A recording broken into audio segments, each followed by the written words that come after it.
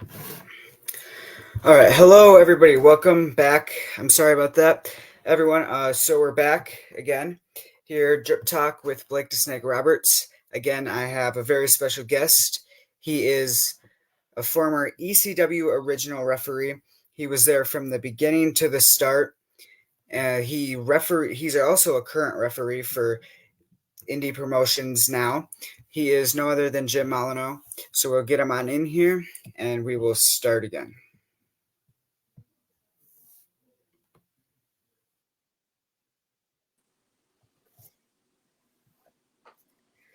All right. How's that? Welcome back. Yeah, it's good. I just checked and we're live this time on Facebook. So All right, great. It's nice to know that for once I'm not the one with the problem with technology. yeah, it's usually always me and something happens with my technology. So all right. So start off again. When did you start doing wrestling? What made you want to do it? First started watching it as a kid growing up in the Philadelphia area. So I grew up watching the WWF, Bruno Sammartino's, Bob Backlund's, Chief Jay Strongbow, all that kind of stuff. So from there, I never decided to get into it till later in life. I was 20, 26, 27. Started training as a manager. Did some things as a manager, nothing to even speak of. And went to Joe Goodhart, who had the Tri-State Wrestling Alliance here in Philadelphia. If you don't know what that is, it was the predecessor of ECW. And I was friendly with Joel, so I went to him and said, "Hey, can you use me as a manager?" And he said, "No, but I really need a referee," and gave me the whole spiel. And he said, call me back in a couple of days. And I called him 10 minutes later and said, I'm in. And I was in the ring that following Tuesday, starting to train. Yeah. So did you watch wrestling as a kid? If so, who was your favorite wrestler growing up? Yeah, I watched as a kid.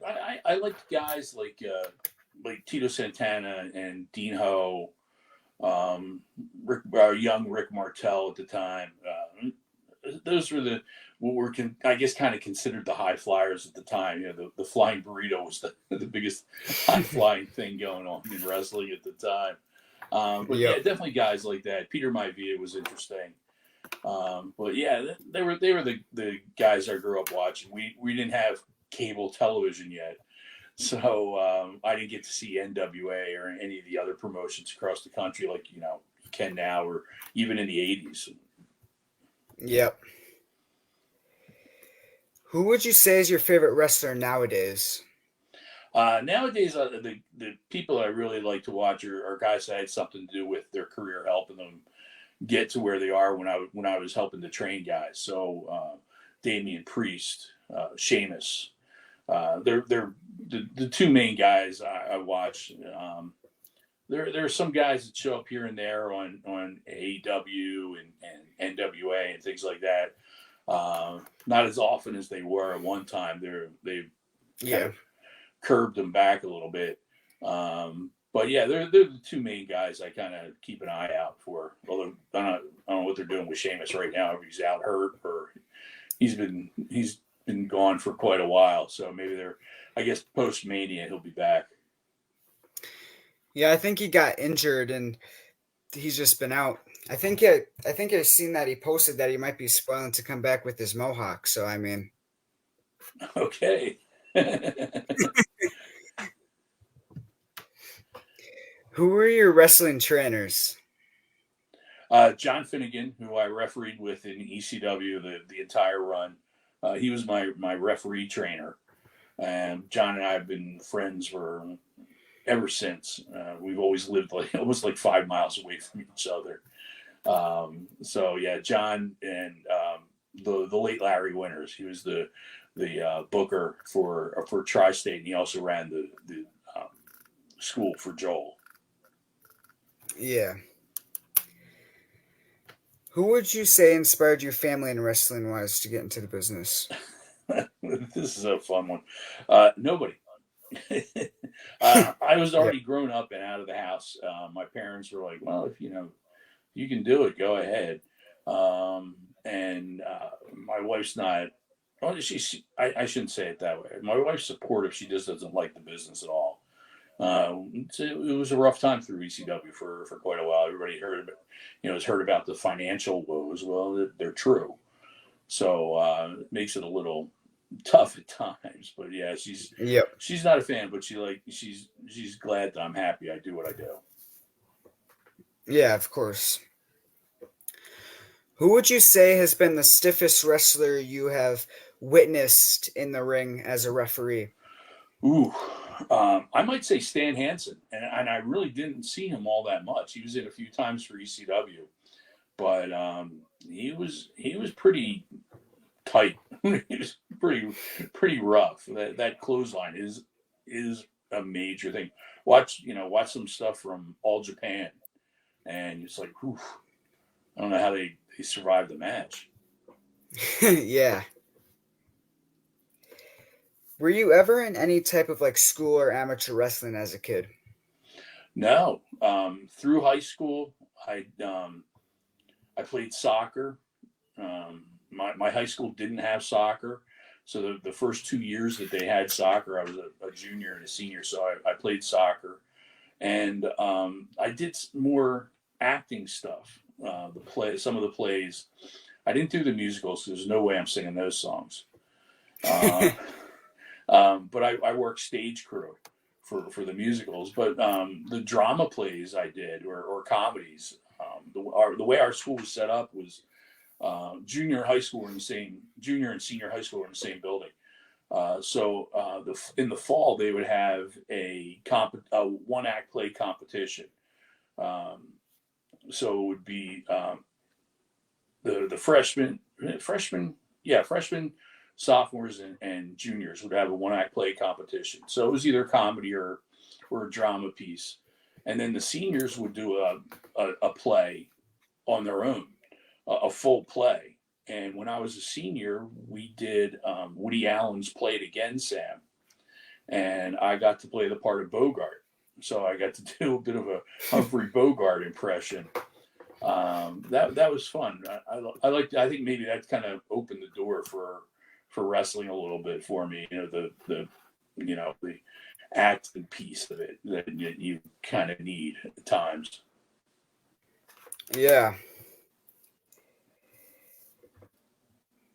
What do you consider to be a weakness and then strength in wrestling? In general, Yeah. um, I think a weakness right now with wrestling is the fans. As much as they love wrestling, I think they've seen so much, especially on the independent circuits. They've seen so much, they've seen everything, and they need to be retrained to pop for a nice backdrop, as opposed to Yeah. falling 15 stories through a barbed wire window or something like that. Um, um, and the strength is I think the fans also. If it's not for the fans coming out to the shows, you're doing a show to an empty building, and you're not having a career. You're not getting paid to be there. You're if nobody is there, the promoter's sneaking off, or you're getting paid with hot dogs and a soda. Yeah, crazy. So they kind of balance. They're the answer is the same, but you have to look at them in both point of views. Yeah, for sure. Is it hard traveling from show to show, and what is the worst thing about traveling? Well, I didn't mind traveling when I was younger. The worst part of it is being away from family. When the last part of ECW, I was doing promotional stuff behind the scenes also. So I would go somewhere. Let's say I would fly to Chicago from, like I said, I'm in the Philadelphia area still. So I'd fly from Philly to Chicago, and from there connect to Peoria and promote Peoria for 3 days. Then I would Wow. go from Peoria to Chicago because there's no directs from Peoria to Cleveland and catch up with the shows Friday and Saturday. Cleveland, do Cleveland and Erie or Pittsburgh or something, and then fly home from there Sunday afternoon. So and the whole time you're gone, and there's stuff going on at the house. And my kids were very active with school activities, so between work and having to get the kids everywhere, my wife was pretty intense with what was going on at the house. But yeah, that's the thing I miss the most with traveling. But we had a lot of fun on the road, ribbing each other and having a lot of fun. You have to make the best of it as you can, or you're going to go absolutely insane. Yeah. During your time in ECW, who would you say was your like favorite guy to road partner with if you roaded with some people? Um, here here's where the story goes completely downhill from the ECW reputation. Um, I rode with Paul Heyman's personal assistant, Debbie Beaumont. Uh, she did not have a driver's license, so I was the designated driver, not because she drank or anything, but she didn't have a license, so I would drive. So we would be the first ones to the buildings, and usually the last ones out of the building. And I took on the responsibility of being the responsible one, the grown up in the room.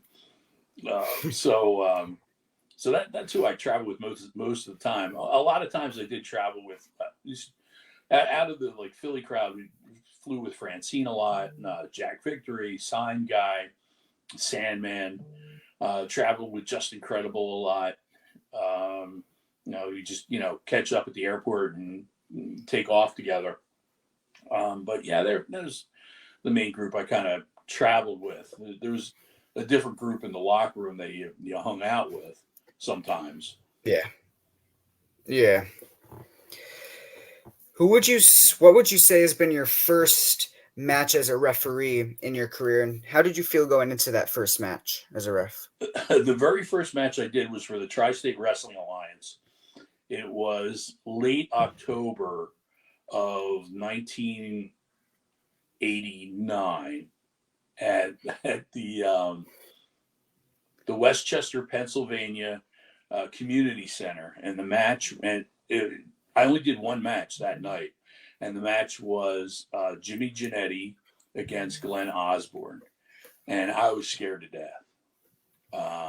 The match went off okay, but yeah, I was just scared to get in the wrong place and run it, trip or make myself look foolish. But it worked out. Yeah. What outcome did you expect to see from the crowd in that first match as a referee? I think I kind of expected what most fans were doing at the time. They were booing the ref. I don't really hear the ref get heckled that much anymore. Ref, you stink, you can't count, too slow, too fast, get out of the way. Used to hear all that stuff, but don't seem to hear that much anymore. But yeah, that was kind of what I expected, and I'm pretty sure I got it. Yeah. If you could go back in time and referee a match with anyone that has passed away, who would that be? Wow, it would. Oh, shoot. Wow, that's a good one. I don't think I've ever been asked that one. Um, I never got to, even though I knew him, and he was supposed to have a match with Tri-State Wrestling Alliance. Um, Buddy Rogers, the original Nature Boy. I put that on the list, but I'd also put Bobby Eaton. I would have loved to have worked with Bobby Eaton. Incredible. The guy never Never did anything. I never saw him make a single mistake in the ring, ever. And I probably watched every one of his matches. I think he was one of the best there ever was. Yeah, for sure. Didn't he work for ECW for a little bit too? Yeah, came in a little bit. There was a deal between us and WCW, and paying off part of a lawsuit. And it was him and Arn Anderson came in. Um, but I didn't have the chance to work with him. It wasn't my night to do it. But I did drive him. I did drive him back to the hotel that night. But Ah, if I would have loved to have done a Midnight Express, Rock and Roll Express, or Midnight Express Fantastics match. I think they're my favorite matches to watch. yep, for sure. That would have been great. Who is or was your top dream wrestling match that you would like to see as yourself as a referee? Um, if I'm going to go back in the day, when they were at the top of their peak of their careers, and it's funny that we're doing it, that we're recording this today. I would have loved to have seen Sting against Bret Hart at the top of their game. Never happened. It should have. Somehow it should have. But I would like to have seen those two go. Yeah, that never happened. Wow, I thought that would have definitely happened, but wow. Who is someone you would like to referee that you've already refereed before that you think is like top tier? Um, still in the ring, or is somebody who's still in the ring? Either in or out still. Wow, I'd love to work with Jerry Lynn again. He was Yeah. so smooth to work with. If I could do Jerry Lynn and Lance Storm again, that was some of the best matches in ECW. Or Malenko and Guerrero. Those were the two matches that were, I think, the most fun I've ever had. Yeah. If you got asked to referee for AEW, would you take that offer? No, didn't even have to think about it, did I? Absolutely No. not. I don't. I'm too old for the headache. Who is your three top favorite matches in your career? I always explain this before I answer this question because I don't really have like a favorite, but I always look at matches that were important to, especially to ECW. So the first one I always come up with was the night they crossed the line. Shane Douglas against Sabu against Terry Funk, 60-minute time limit draw, no winner. Great match, and that put ECW on the map at the time for tape trading. Everybody wanted to hear about this match. That was the first step to ECW becoming a worldwide product. Um, Next, I would probably say, because it was important to the company again, Taz against Sabu at Barely Legal. That would be Yeah. up there. After that, then we're looking at matches that were fun for me. And I would, as much as I mentioned Jerry and Lance, as much as I loved working with them, I have to put Dean and Eddie before that. Dean Malenko and Eddie Guerrero. Those matches were great, and it just, you would do the match and get back. And John Finnegan feels the same way too, because we would go back and forth between him doing one night and I do the next night. You just get in the back and go, wow, what did we just see? And get the same Yeah. reaction from the guys in the locker room too. Oh, wow, that was, have fun trying to top that. Yeah. Out of all the stipulations you've witnessed during your time in ECW, which stipulation do you think was your all-time favorite? I don't know. I tend to lean to barbed wire. I don't know why. Growing up as a kid, or even before I got into business, I loved bull rope matches, but ECW we really never did them. So I'd have to go with the barbed wire. Yeah. Do you usually get along and become friends with most of the guys backstage during the ECW and talk with them a lot? Yeah, yeah, we were all pretty friendly. I mean, we would fight amongst. It was like a family. We'd fight amongst each other, but God forbid somebody from the outside tries to start something, and you got the whole family right there behind your back. So Yeah. yeah, no, we were all pretty friendly. Yeah, even though we had our own, little factions, little cliques. There'd be guys over in the corner playing cards, and there'd be guys pulling pranks, and there'd be guys doing illegal things. I guess you might want to put it that way. But yeah, Yeah. everybody kind of had their own little kind of group to hang out with. But we were all one big family. Hmm. Who would you say was probably like the most quiet in the locker room and didn't really do much? I wouldn't say that it wasn't that he did much, but the quietest guy in the locker room had to be Lance Storm. Oh wow. He was real quiet. He kept to him. Yeah, I should say I didn't keep to himself, but he was very quiet. A very funny guy, but a very dry sense of humor. He wasn't. We joke around, but it wasn't belly laughs, or anything like that. Things like, but yeah, he would. Yeah, I would say Lance in a good way. Yeah. If you could make an ECW Survivor Series match, including 5 ECW wrestlers of your choice for a team, who would you choose? So I'm just picking one team. I'm not picking ECW against ECW, or I'm not picking two ECW teams against each other. You can do that because I think that would be funny. Yeah. Okay. Um, you got to start off with Tommy Dreamer as the leader of Yeah. one. All right. So we're going with 5, or we're going with 4, or what? Yeah, what Survivor Series era are we? Like a hardcore Survivor Series 5 versus 5. Okay.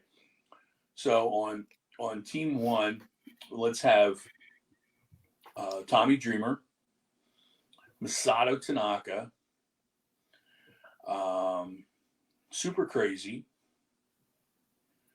and let's throw a tag team in there. What tag team we're going to throw in there? Let me come back to that. So we got 3 on the one side. The other side, we got to have Raven. We will have Taz, the Dudleys, and let's throw. Let's throw Brian Lee in there. Let's make it real different. Throw Brian Lee in there. We'll go back to the other team. Interesting. Other team, let's go back and put Sabu and Van Dam. Yeah, that's a really good team there. The only thing, if I were to change it, and I hate to take Brian Lee out, I love Brian Lee. He's an incredible worker. Take him out and put Tajiri there. But oh yeah. So I'm right in that area. We'd have to work it out 5 minutes before the bell rang, like the traditional ECW way of booking.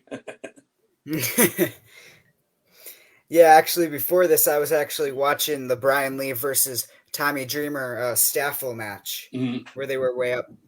Yeah, that was a crazy match.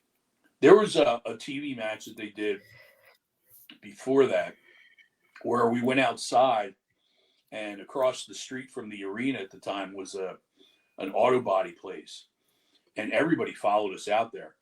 And as Brian's throwing Tommy into the garage door of this auto body place, I kind of pushed the fan back out of the way. He was getting a little too close.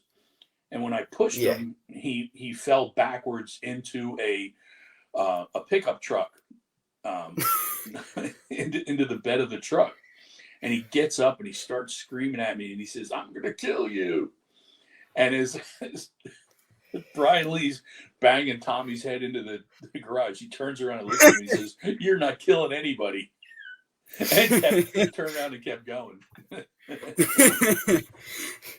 That's how we mentioned we were a family. That's how much of a family we were. We watched out for each other everywhere.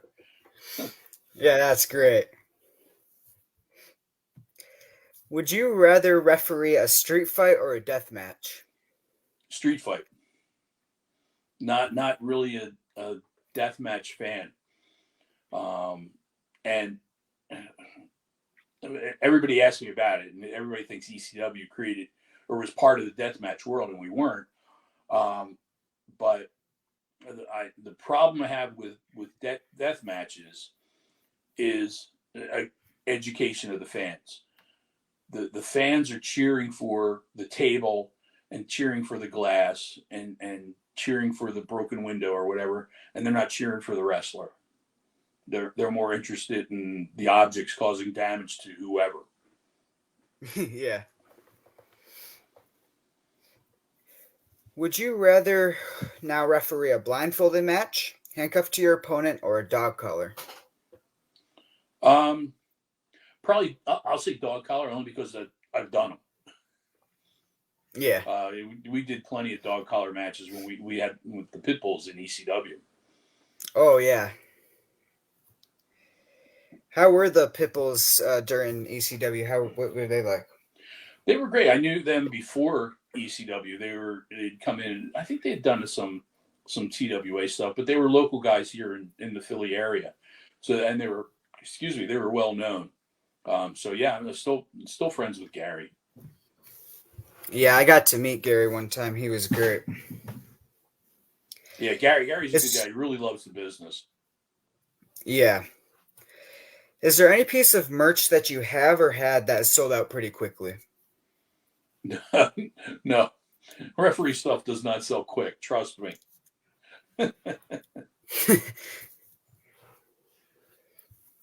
Is there any time a fan has seen you in public and got like super surprised and or excited? Um, Not really. You don't get that much as a referee. I did do a Comic-Con one time. I was I had a promotion that I was running. And so I said a friend of mine was running a Comic-Con, so he let me set up a table. And this guy walked by a couple times and he looked. He came back around again. Like the third time, he's like, "It's you. It's you. Oh my God, it's you." And walked away and never came back. Oh, So I don't know if I was who I was or not. well, that's weird.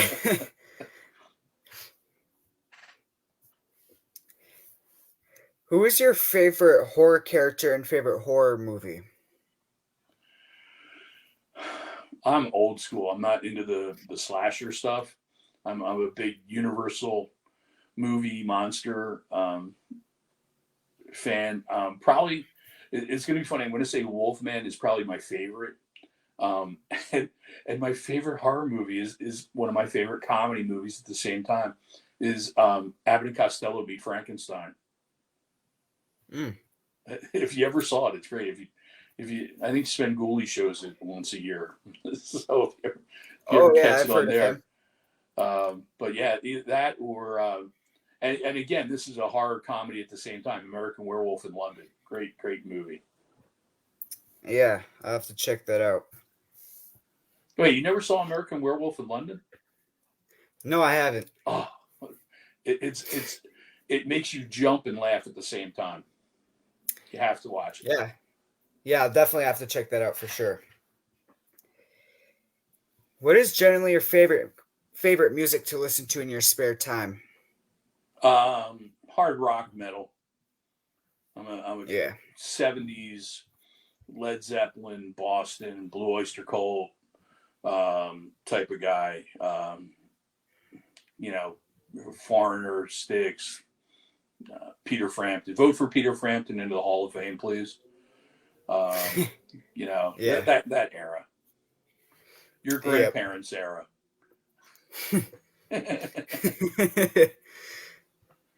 I mean, probably the only one I knew out of that list was probably Led Zeppelin. Okay, go listen to Blue Oyster Cult. Trust me. If you like horror movies, do you like horror movies? I'm sure that's why you answered that question. Blue Yep. Oyster Cult's been in a lot of horror movies. All right. Yeah, and I like rock and stuff like that. So yeah, it'd probably definitely fit. Yeah, I'm kind of in the way, but I've got a couple guitars hanging up on the wall. So yeah. Oh wow, cool. If a movie was made about your career, who would you want to play you? Oh my God. Um, he's not acting anymore, but I would have loved to have seen Bruce Willis play me. That would be great. If you got to choose any stipulation for a match, what stipulation would you choose? Um,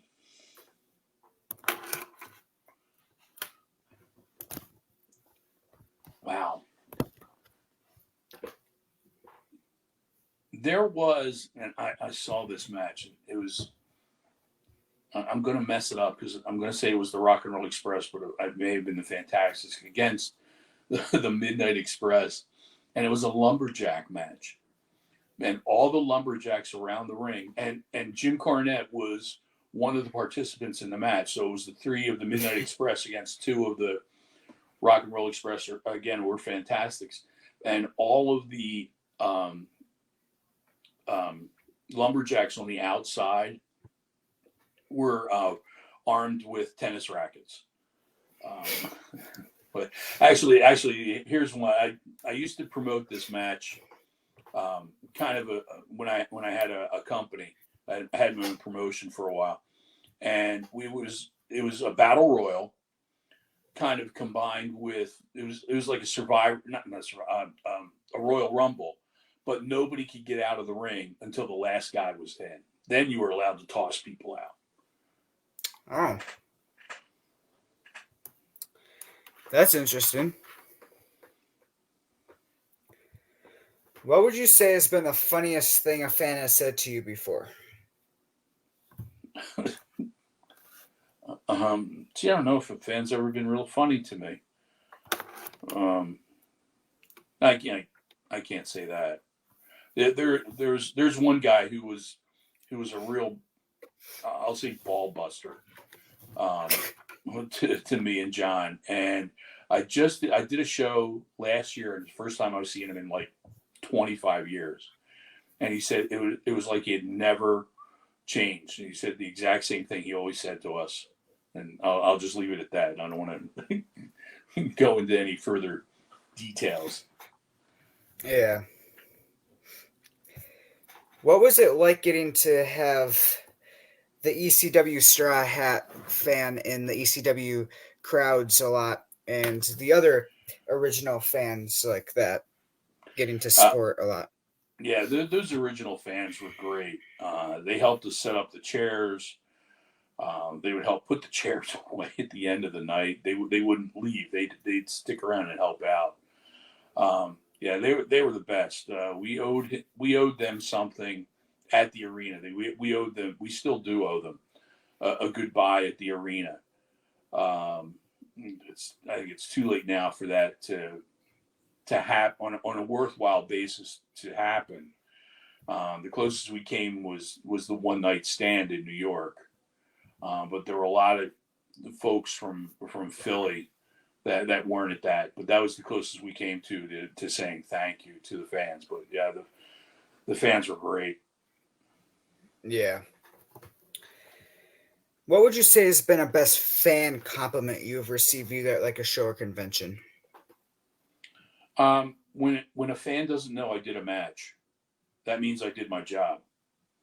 We talked about some of the matches I had done, and I'll bet you the fans wouldn't know whether I had done them or not. And like I said, that means I did my job. I stayed out of the way.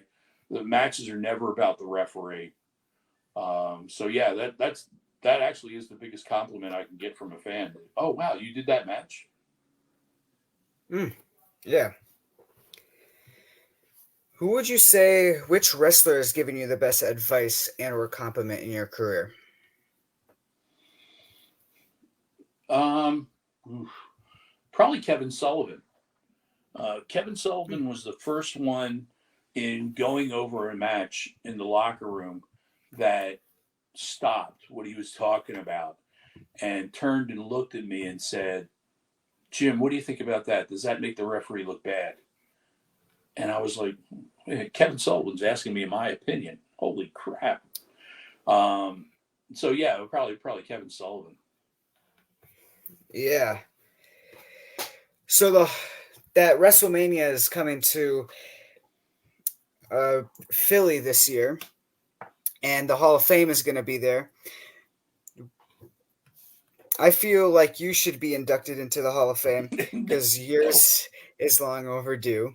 I can name 100 referees that you've probably never heard of that deserve to be in there before me.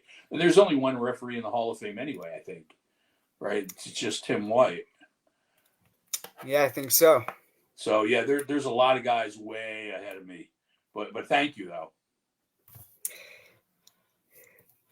So out of like all of the wrestlers that worked at ECW, who would you say do you think could get the ECW Hall of Fame induction this year? Um, the one who probably deserves it there are two guys that deserve it the most, I would say. Tommy Dreamer, but he won't get it because he works for another company. But I think the one who deserves it the most, and he worked for WWE also, is Bam Bam Bigelow. Absolutely should be in the Hall of Fame. Yeah, There's no way that man should not be in the Hall of Fame. The most incredible big man wrestler there ever was, and the nicest guy in the world too. yeah. What about what are your thoughts on if WWE asked you to come back for an ECW reunion at WrestleMania and they brought back all of a lot of the other ECW originals and wrestlers, would you accept that offer? Probably because I knew it would probably only be one night, and they're not gonna dangle a career in front of me. Way beyond that. They did that once already, and yeah, I fell for it for a couple of weeks. But Mm. yeah, I mean a one shot deal. Yeah, uh, I don't know what they would want me to do. One match, I could do one match probably for them before they said, "Oh, you're horrible, get out of here." um, but yeah, no, I'd consider something, and it would also Yeah, depend on who else is involved. yeah. See, I would like to see the WWE for WrestleMania bring back a lot of the ECW wrestlers and have them in the ring, just standing in the ring, and Paul Heyman have like a promo about ECW and just the legacy of it. Um, I thought for the Hall of Fame, maybe they would, and maybe they could still um, induct ECW as a whole, and maybe we're a hand. I don't think they would invite everybody, but a Yeah. handful of guys up on the stage and Paul, you know, giving the speech. That would actually be good. Yeah. Paul Heyman inducts the ECW, and then, yeah, that would actually be great. Yeah. Actually, what they should do for Paul would accept for ECW, but they should have Vlad the Fan do the Oh, induction. Because ECW was such a fan based company that a fan should be the one to induct the company if they were to do that. that would be great too. Yeah. I'm just hoping that something ECW happens at the show. So, I whether it's at WrestleMania or whether it's at the Hall of Fame, I think they're going to do a little tip of the hat. Triple H seems to get that vibe. I seem to get that vibe from him that he knows important in certain sections of the country. It's a shame it's a little too late for a tip of the hat to companies like Mid South and the old Crockett promotion. But ECW, they might still be able to get a little something out of the crowd without everybody going, "Who's Yeah. that old fart up there?" Yep. Was there ever a time in your career you ever got kicked out of a wrestling show you were wrestling at ever? No, Or as a referee? never, no. And I usually don't go to other company shows or independent shows unless I'm invited or get the okay from the promoter or the booker or whoever's in charge. I just don't show up. I was never one to show up kind of begging for work. It's just not my style. Yeah. Was there ever a time you hit a fan member or wanted to? Never did. Always did. Get a shirt. You need to get a shirt saying that. Yeah. Never hit one, always wanted to. Man, that would be great.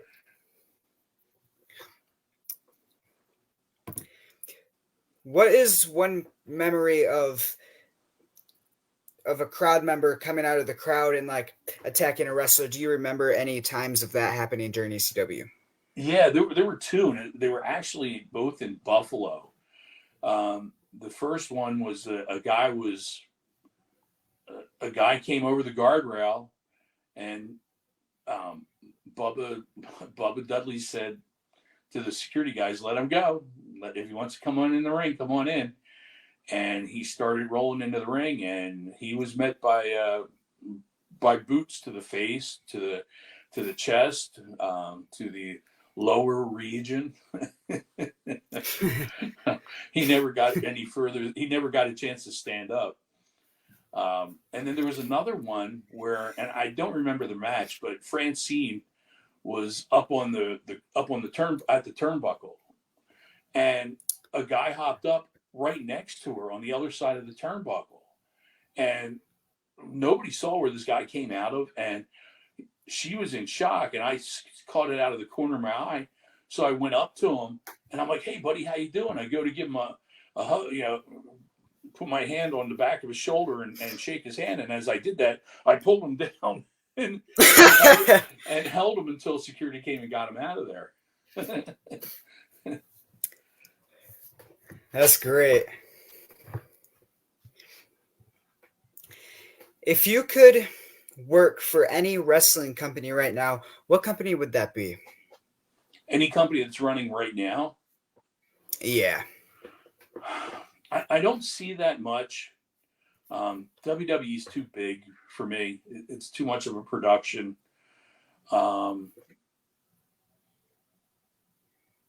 AEW, too much of a headache.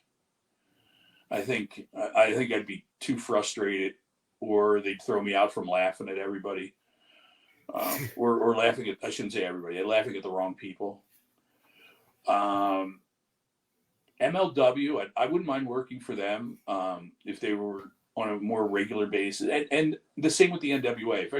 If you could put NWA and MLW together, maybe that, or Impact, I wouldn't mind working for Impact either.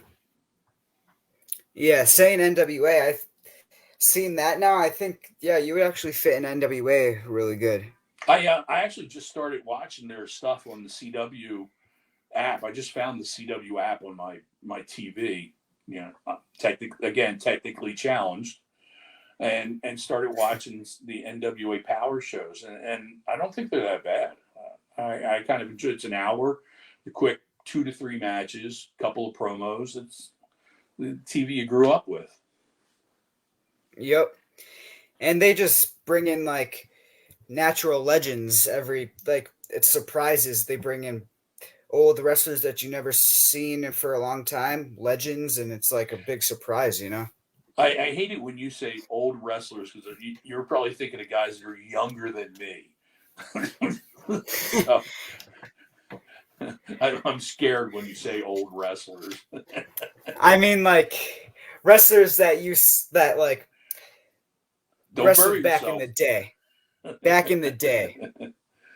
Yeah, I've seen Ricky Morton on there a lot. Yeah. I just want to take a minute because somebody's in here and you know him probably. Uh-oh. It's not letting me show the comment.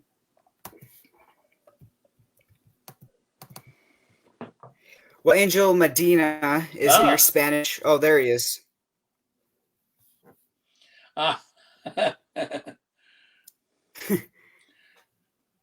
right, Mike Keener's number 99.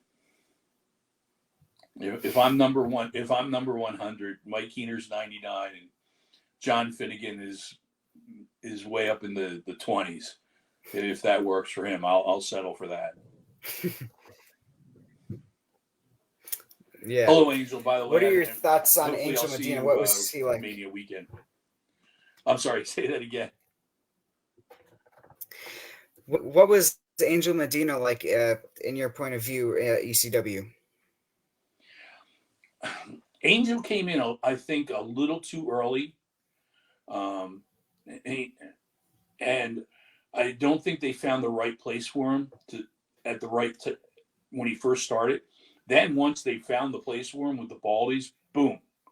If the Baldies came in and blasted off like they did at the end of ECW, or got some respect like they did at the end of ECW, I think it would have been better. But I think he was unfortunately a little bit early. Like I said, they just couldn't find the right place for him, and that tends to hurt people at times, with their careers sometimes.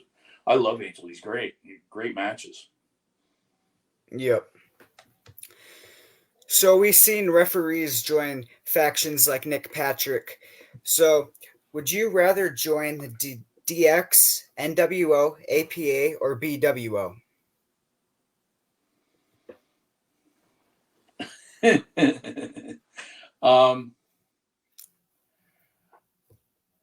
I'm not that good of a dancer, so I couldn't join the BWO.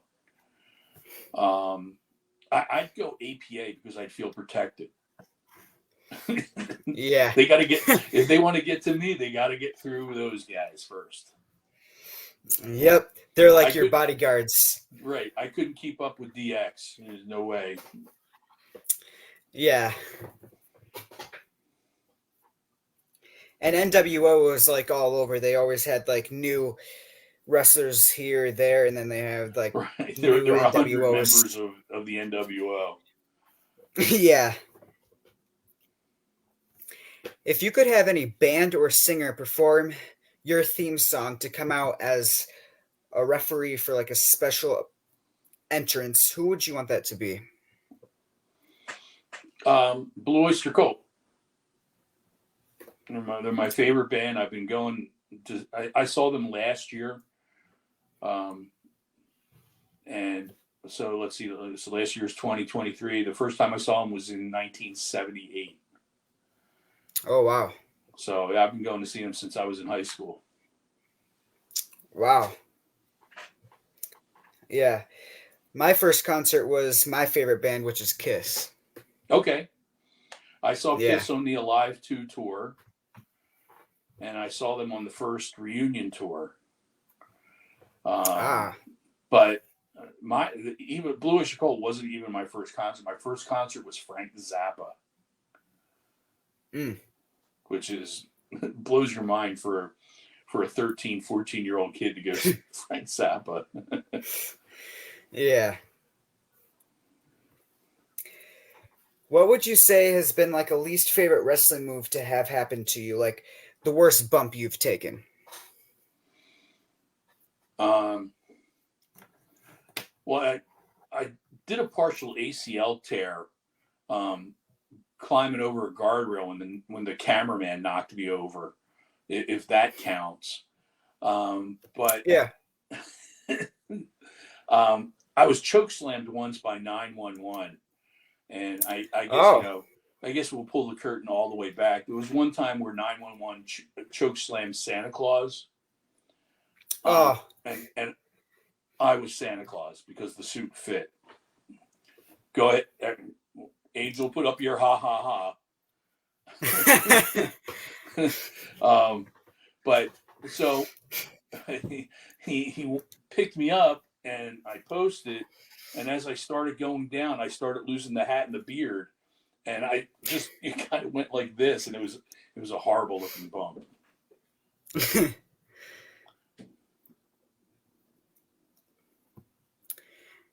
Yeah.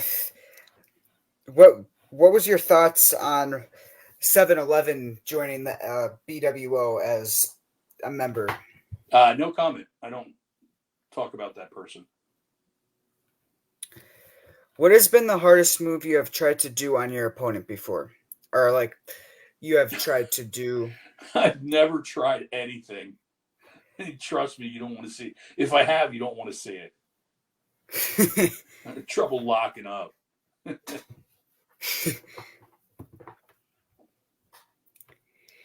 If you could do any signature move from any other wrestler, what signature move would you take?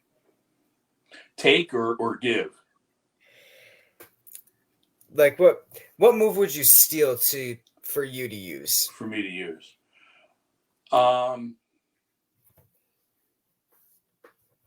probably probably the great Muda's moonsault. That was always pretty to watch. Yeah, that would be great.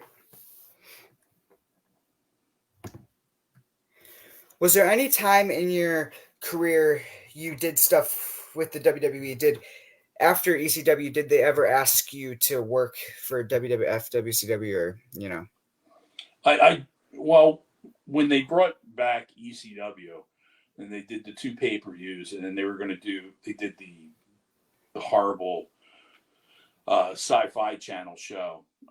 I stuck around for 2 weeks of that. Never offered a contract. Never felt like I was going to be offered a contract. So I said, I'm out of here. And their story changed. We wanted you at every show. Well, if you want me at every show, then give me a contract. Well, we want you at the shows you can get to. All right. So I drove to Trenton, New Jersey, and I drove to Albany, New York, 2.5 hours away.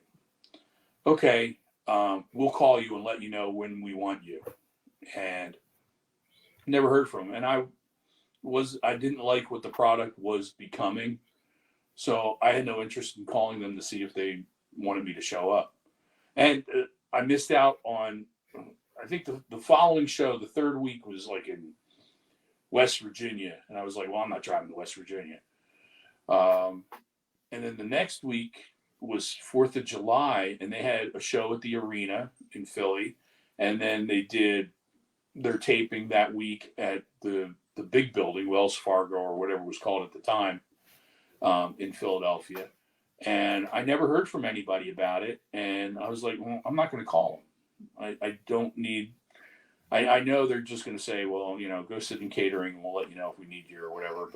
And I was like, I don't feel I need to be treated that way. So I just didn't bother going and reaching out to them. And that was it. Yeah, I mean, there's no point in being a company if they're not going to use you or use you correctly. So, I mean, right. And money I would have lost by paying for gas and hotel and all that kind of stuff. I owned a pretty good business outside of wrestling. So I would have lost on that too. So I didn't want to lose that. Yeah, definitely. What usually got you hyped for a match that you were going to be refereeing for? The story we were trying to tell. It really depends on the wrestlers and what they're trying to tell, or if how intense their story is. The Guerrero Malenko, the Dudleys and the Eliminators. It's the intensity of the story. Sabu and Taz at Barely Legal. I mentioned that those guys didn't touch. Those guys didn't touch for 2 years. and build to that main event.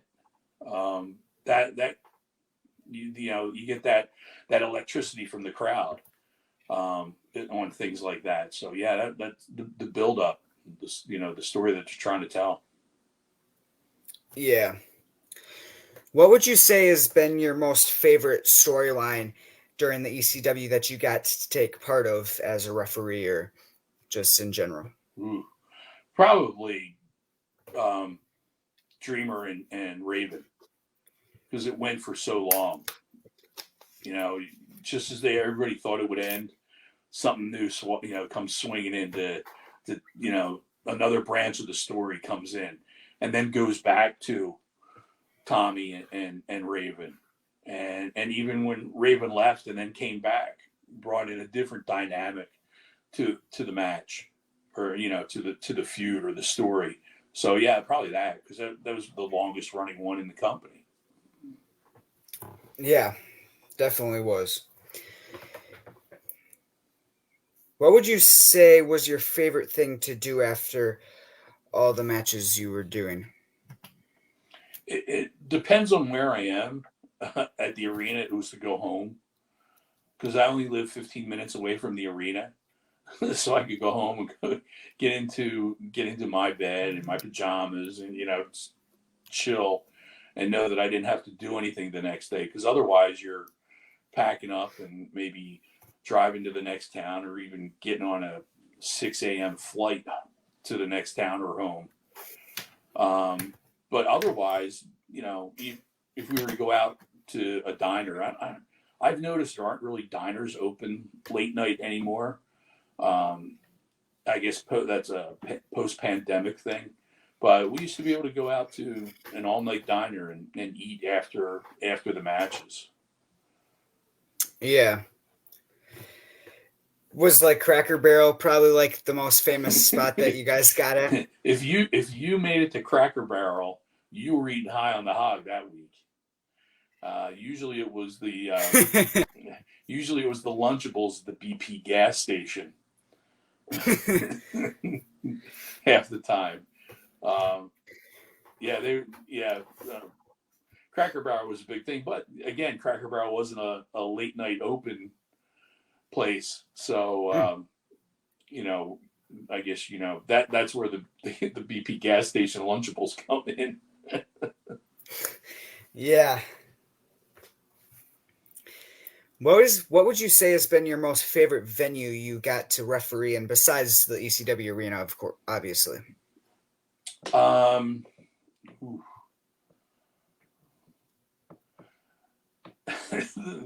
I probably the building in Poughkeepsie, New York.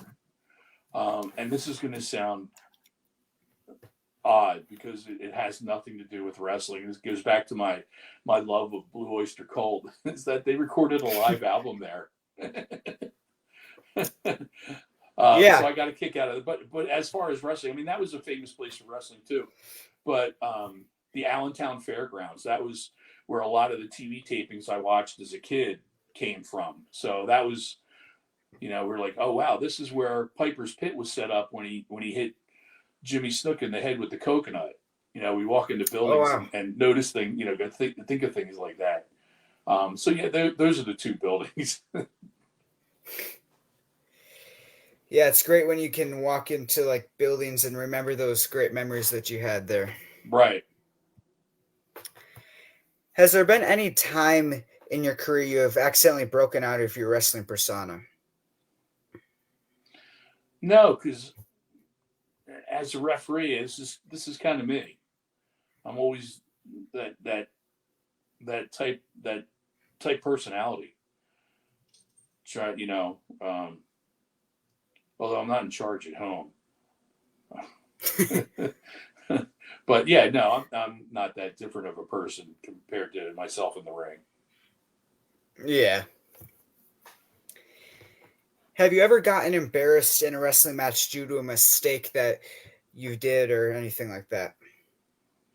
Um, does a wardrobe malfunction count? Yeah. I ripped my pants on the ECW Barely Legal pay per view, right in the crotch.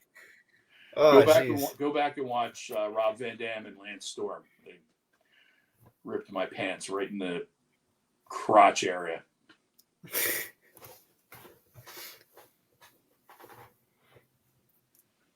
And then you had to work through that the whole match.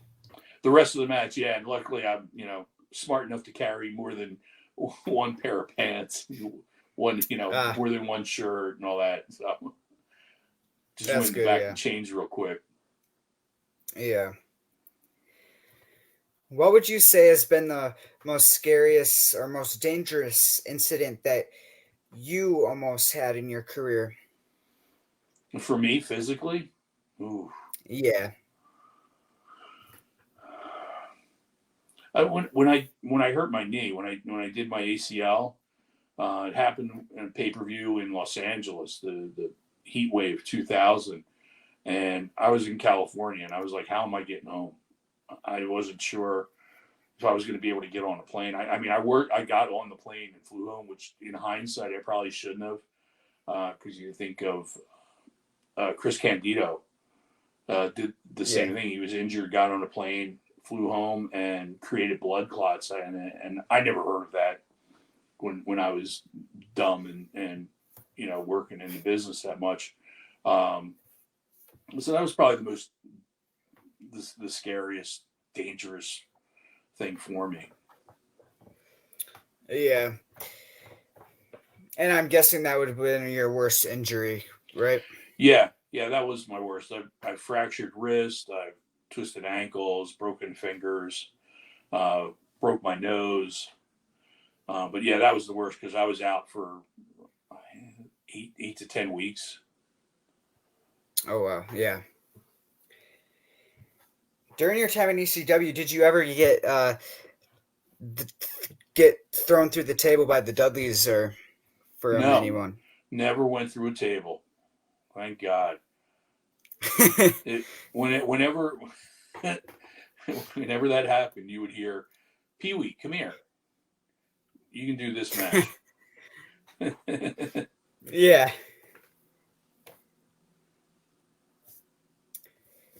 What has been the worst pain you have seen caused on somebody in ECW before? I don't know if he was in pain, but it was when Sabu tore his bicep in the barbed wire match against Terry Funk. And like his bicep was hanging out of his arm. Oh, jeez. That whether it was pain, I'm sure it was painful, but that was at least the most disgusting. Yeah. If you got told back in the day during ECW times or close to then that you couldn't medically like wrestle or do anything physical for the rest of your life, what would you do? That Say that again. If I could do anything physically. If you got told you couldn't medically, Oh, physically do okay. anything, Um, I would probably have to say a head injury of some kind.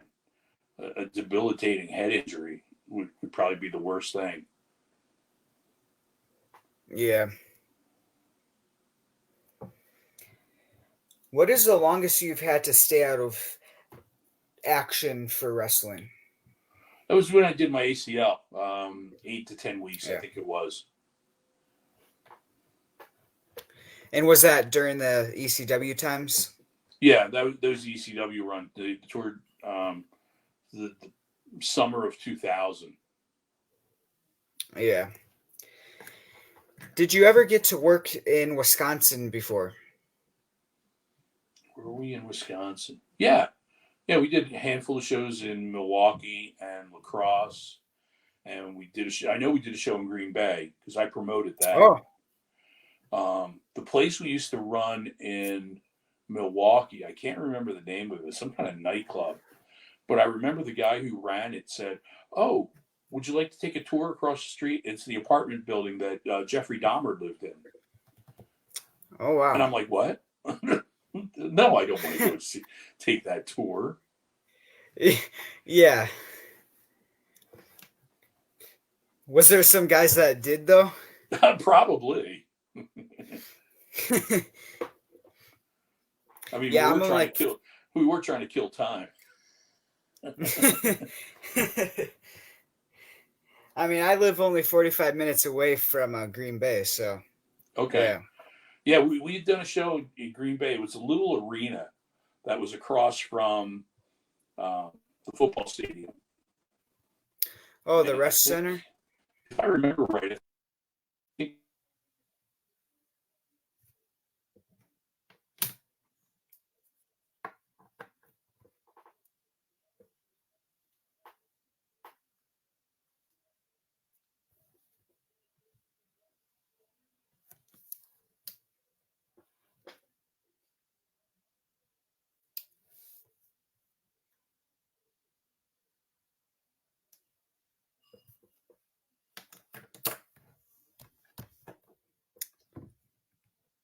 Um,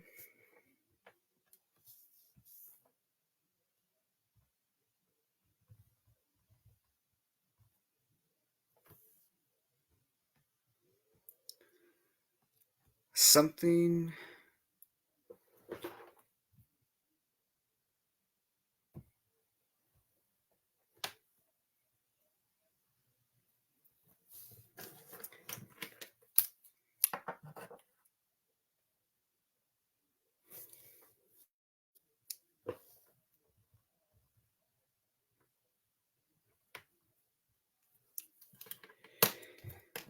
He froze.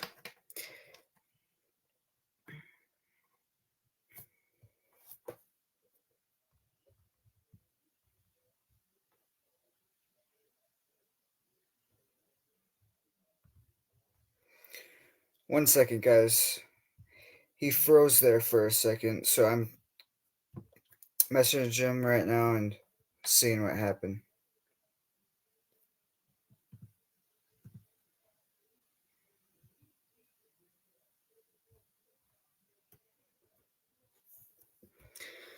One second, and we'll be back up.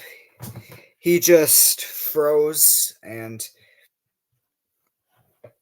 so I messaged him, so we're just gonna see.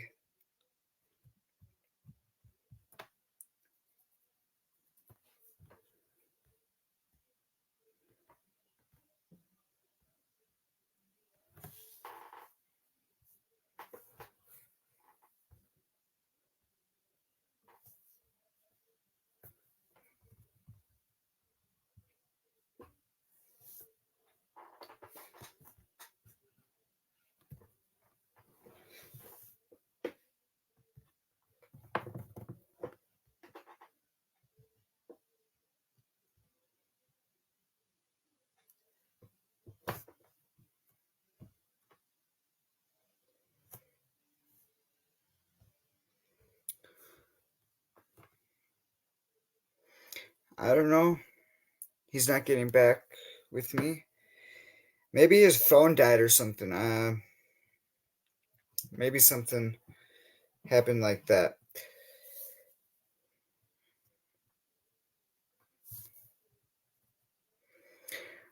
But I'm going to be right back. I'm going to turn off my camera and my sound, and then I'll be right back and check in. I'm going to take a little break and then come back and see what's going on. So.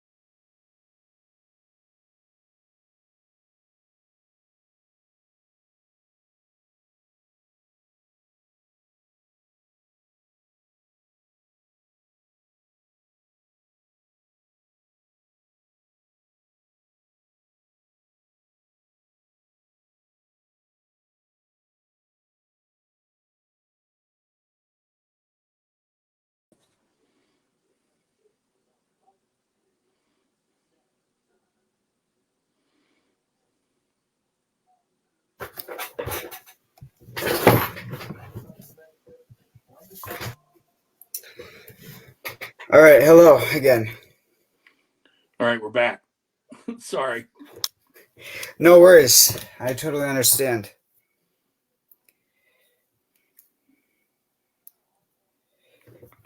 All right.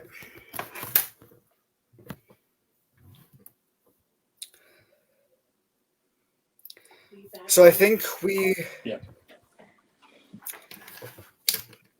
so I think we were in the middle of the question, what is the longest you've had to stay out of action for wrestling? Yeah, it was 8 to 10 weeks when I tore my did a partial ACL tear. Yeah. What are some of the wrestling championships and achievements that you think were most honorable for ECW and you thought were the best? Um, hmm. Those who trying to think those who deserve them. I liked the Equalizers as a tag team, the tag team Equalizers as champions. They were good. Um, I like Dreamer and Tanaka as a tag team for tag champions. That was good. Mm. Um, Tanaka is the heavyweight champion. I was always impressed with Tanaka. Yeah. Pat Tanaka, right? Correctly? No, Masato Tanaka. Ah, okay. Yeah. Who are five wrestlers you would put into the Hall of Fame that are not in there yet? Which we discussed earlier, but Definitely Bam Bam Bigelow. Um,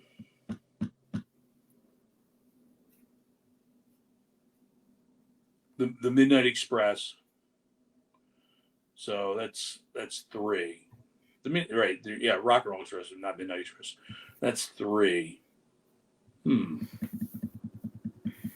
If I shouldn't say if I have to go with ECW, but if I go ECW, I'm going to say Dreamer and Sabu. yeah. And I think Dreamer could get inducted because you do you know that WWE is doing like crossovers with TNA? Yeah, they're doing a little work with them, so maybe it could happen. And they, as far as I know, Dreamer doesn't have any problems with WWE, and they don't have any problem with him. Uh, they left on mutual, happy ground. So maybe Tommy could get in, and he deserves it. He worked not just for ECW, just for his love for the business. Mm-hmm. Because he didn't just do ECW; he was in the WWE too. So Yeah, I mean, I yeah. did a show with him New Year's Eve at it was 2:30 in the afternoon, and he was like, "I got to get one more in." So he was getting one more in before he went home. Oh wow. What are four words you would describe yourself as a referee?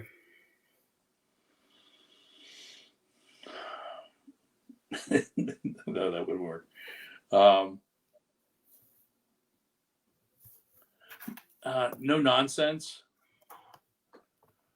Um,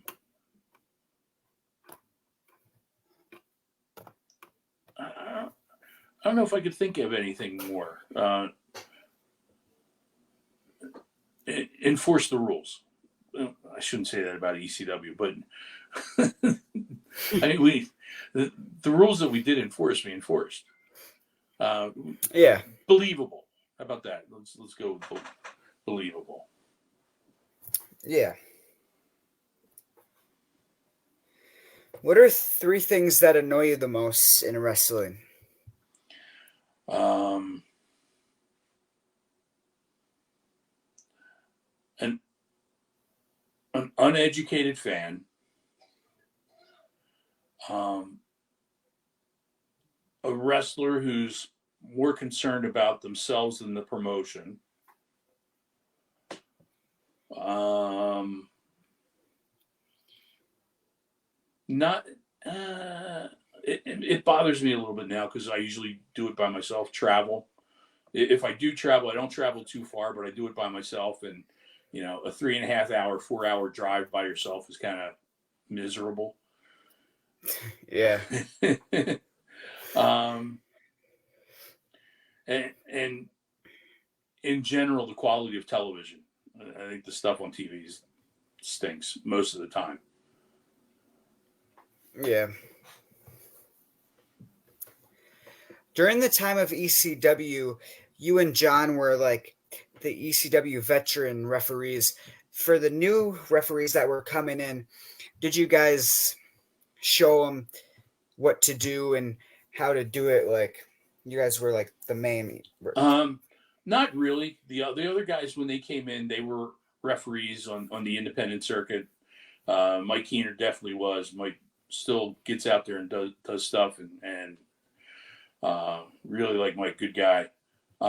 Had to show HC Loke some referee Mm. stuff because he was kind of brought in as a wrestler, referee type of thing. They brought him in to wrestle, but they brought him in as a referee. So we showed him uh, the refereeing aspect of it, and then let him build his character beyond being a referee. Yep. What are three things you would list as your favorites about wrestling? The camaraderie in the locker room, definitely. Um, when something goes absolutely, completely, 100% right, and you get that huge pop from the crowd, that you when you get in the back, you go, "Wow, we had him." That I don't know if there's really anything else. That's really kind of what makes the enjoyment of wrestling for me. Hanging out with the Yeah. guys and popping the crowd. Yeah, of course. If you are upset during or before a match that you have to work with, what do you do to help yourself calm down? Just realize that it's my job and I got to get through it and do it to my best ability without showing any kind of sign of aggravation or whatever my emotion is that I'm going through. Yeah. What motivates you to keep going still in the wrestling business as a referee now? And go back to that question a little while ago, the hanging out with the guys and the pop of the crowd. That's what it is. I've taken the month off of March. I had, not that it sounds like a lot, but I had 4 bookings for a guy my age. Having 4 bookings in March isn't that bad. But I tore my meniscus Tuesday, so I mean I'm up walking around, knock wood. But I took March off so I could make sure I was back and ready to go for whatever's down the road for WrestleCon. Yeah, because you want to definitely be 100% for WrestleCon, because WrestleCon is one of the biggest. Right. Yeah, and trust me, earlier in the week, I could not put any weight on my leg at all, and I thought, well, Mm. maybe it's time to hang them up. But now I'm getting around okay. Um, and like I said, earlier in the week, I was thinking, well, maybe WrestleCon is the time to say I'm hanging them up. But it looks like I'm able to make it through. In the worst case scenario, I hang them up as a referee, and I still do other things in the business as some companies commissioners or general managers and commentator or things like that. So I mean, I'll still be around. Just to what capacity we'll see in April. Yeah, I hope you get better soon. Thank you. If you could referee anywhere in the world, where would that be? I'd like to referee in Japan one time. Never had the chance to do it. Always wanted to. Never got the chance. Yeah, a lot of people say that that's where they want to go a lot, and that's the Yeah. fans are great.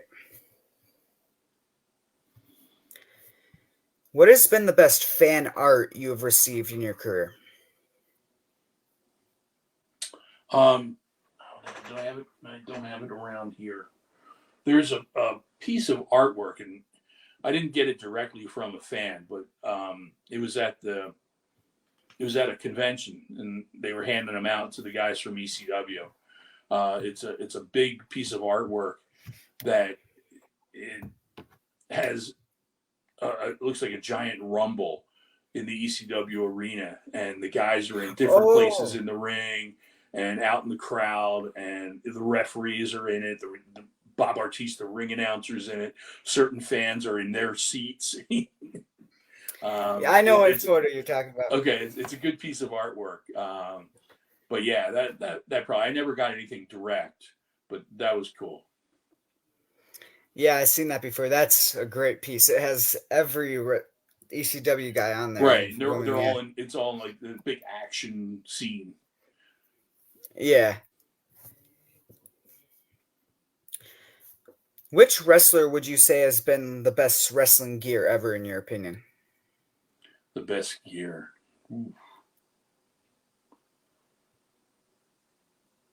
Maybe the Undertaker's. Yeah.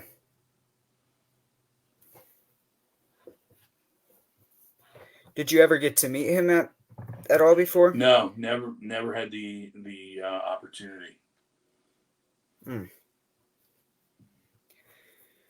If you could name one top unforgettable moment in your wrestling career, what would that be? Um, Probably barely legal. The first pay per view. Never thought I'd make it to that level. Um, so I would say that. Next would be the second one night, or I'm sorry, the first one night stand, where I think we gave the fans the best thank you we could. Yep. When you got told for like the first time that you were going to be in a DVD for ECW, what was the reaction to that? This is something else I'm not getting paid for. Hmm. We never got any money off the DVDs or the video games. Oh, wow.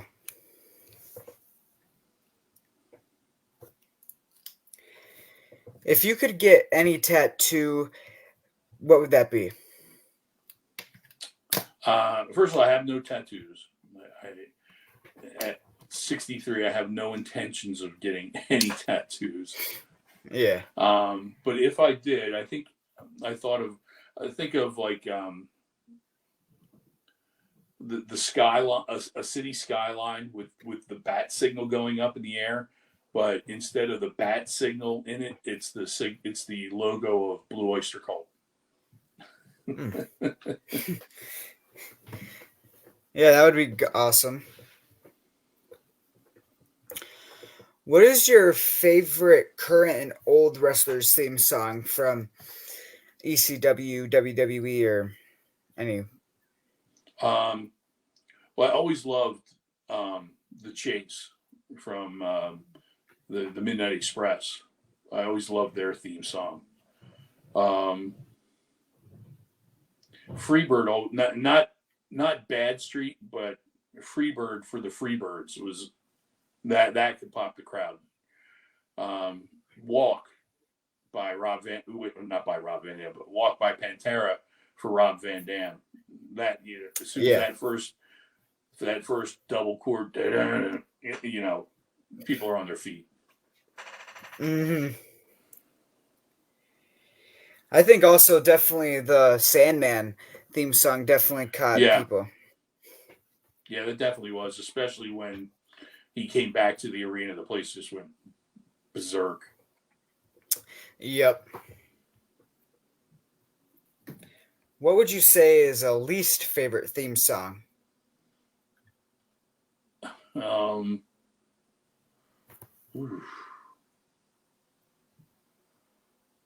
I was never a fan of Shawn Michaels' theme song, even though it's Sherry Hmm. Martel going, "Oh, Shawn." I was never a fan of that.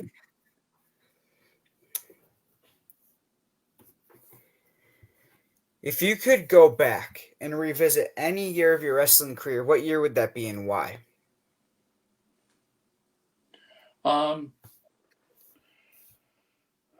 ooh, I would say maybe the year after the first pay per view, so 90, the end of 97 into 98.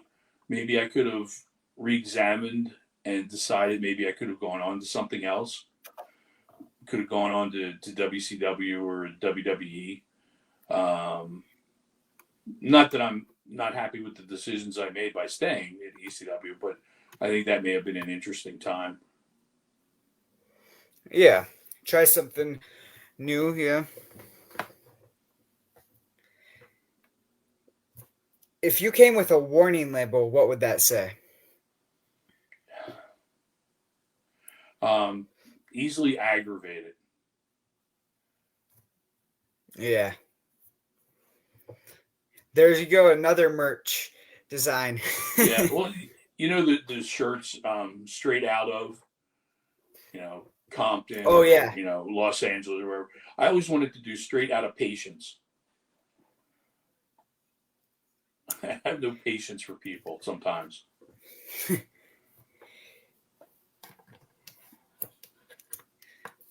What are some things you are still striving to achieve in wrestling that you have not achieved yet? Not getting hurt, and I've achieved that. I don't think there's anything that I've achieved. There's anything left for me to do, especially like I said at 63, they're not hiring me to go on the NWA or AEW or anything like that. Not that I wouldn't think about it, or depending on what the offer is, but I don't think there's anything left that for me to really kind of do except maybe give a when the time is right to give a proper goodbye and say thank you to the right people. Yeah. What company do you think that would the goodbye would be good for to say at? Wow. Um,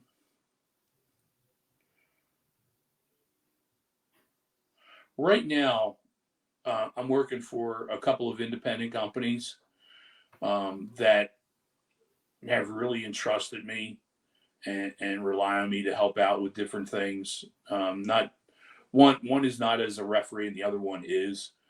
So ISPW. Right, write that down. Is a great company, ISPW, run by Tommy Fierro, and also the SPO of wrestling, Superpowers of Wrestling, which run by Johnny Cashmere, the Backstreet Boys. Um, they're the Oh, two okay, yeah. that I would probably have to say I'd say goodbye at. Um, there's another company that used to run here in the Jersey area on a regular basis and did a lot for, but they're not running right now. Not as any fault of their own. But I would say goodbye there too because I was a little closer to home.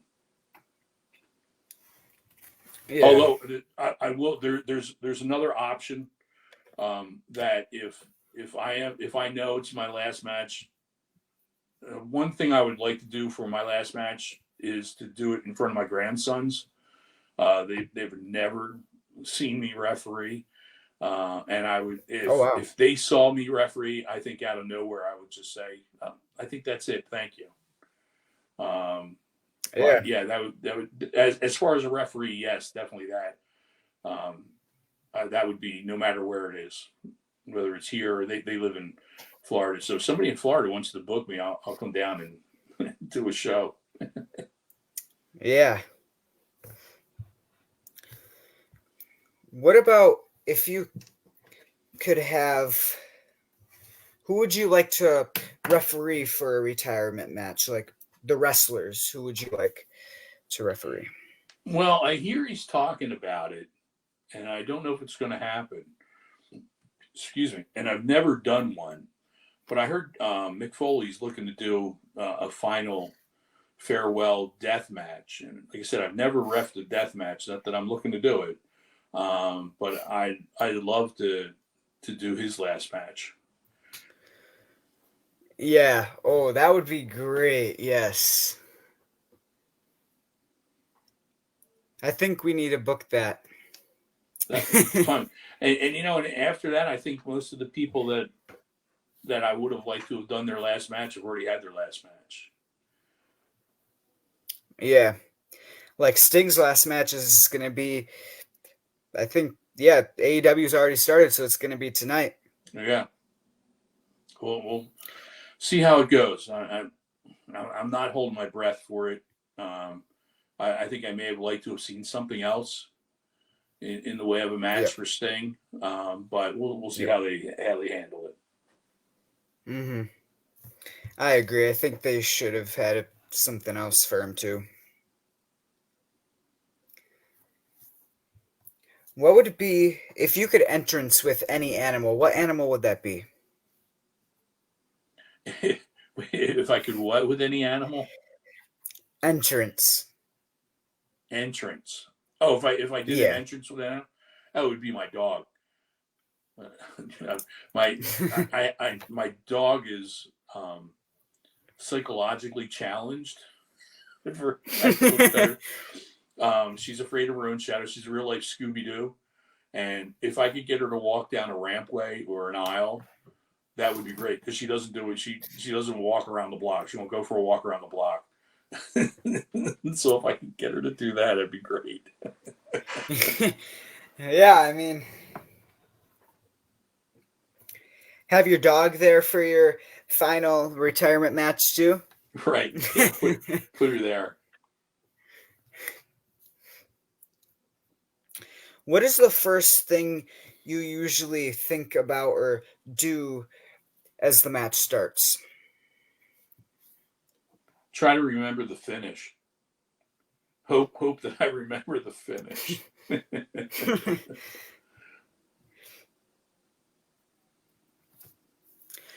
What is your favorite wrestling quote? um, it would probably be, and I heard this from Terry Funk, but others had said it before him. Um, I have to make them believe I'm real. They don't. They know that they don't think wrestling is real, but they're going to believe I am. Basically, is the idea of the quote. Yeah. What about if you could come up with your own quote, what would that be? Wow, man. You know, I don't think along that line because it's not a really a referee's position to be like that. Um, Maybe no, that's not even right either. I was thinking show respect, but show respect to your ref. I have a T-shirt store online, and one of the shirts is a ripoff of Roman Reigns. Acknowledge your Oh tribal yeah. chief, right? So I have acknowledge your ref. Yeah. So respect your ref, maybe. Mm-hmm. If you could manage any wrestler right now, who would you want to manage? Um, the first one I would think of would be MJF, but he doesn't need anybody to manage him. He's fine by himself.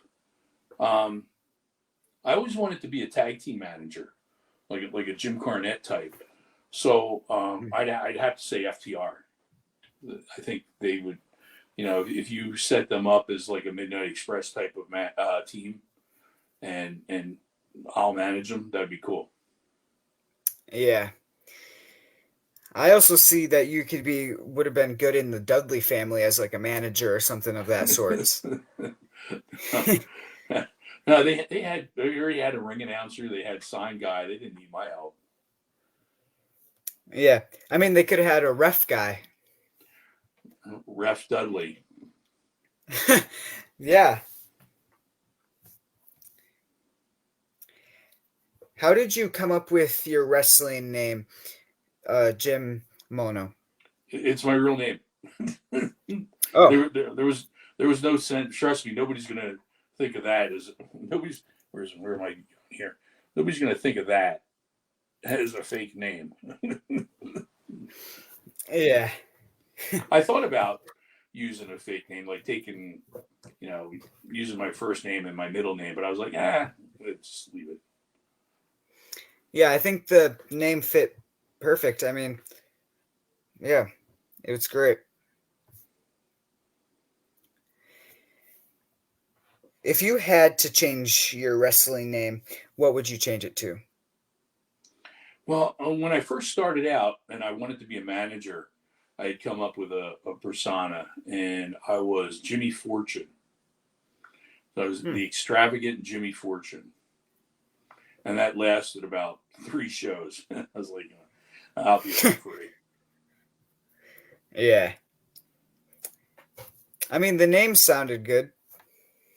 Yeah, and I was going to put a faction together, and they were going to be the Agents of Fortune. Oh, And wow. I reference this back again to my blue love for Blue Oyster Cult. It's the name of a Blue Oyster Cult album, Agents of Fortune.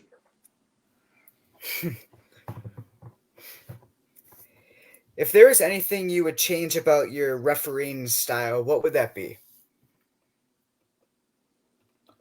I don't think I changed anything. I think I came out well. I think I did the job well.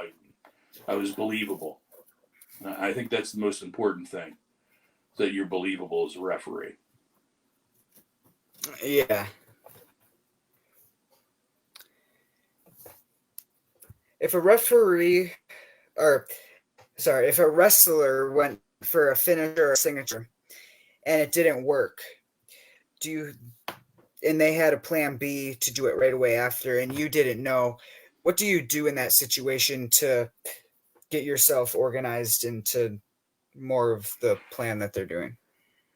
Um, if something doesn't work right, you can kind of see it and feel it.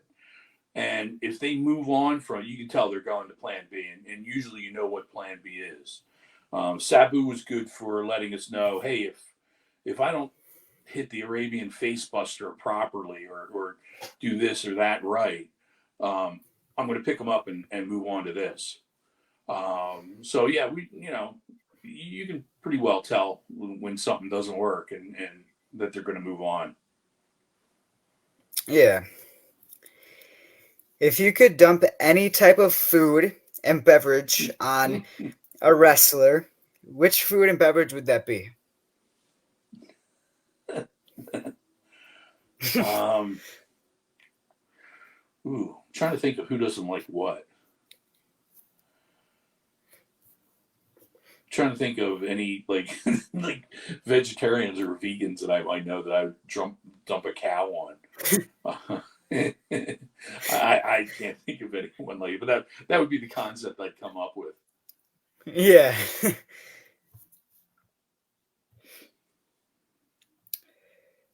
What has been the worst weapon usage that you've seen in a match before?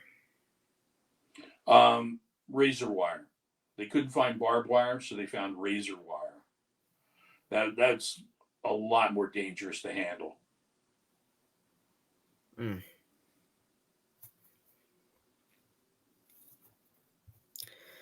What was New Jack like in ECW? Because there's some people that say he was rude or like to certain people and he didn't get along, and some people say that he was nice. So, what do you take on that? I never had a problem with Jack. I don't think anybody in the company had a problem with Jack. Uh, if anyone, I can see people outside of the company having a problem, because Jack was one of those ones who said, you're going to believe I'm real. So, when you're behind the curtain, it's different than being out in the crowd, or, you know, walking out the back door of the building. But yeah, no problem with Jack. Great guy. Loved him. I wish he was still here. Yeah. What are your hobbies other than wrestling? Um, I just like listening to music, playing. You can see, I'm back S-word here.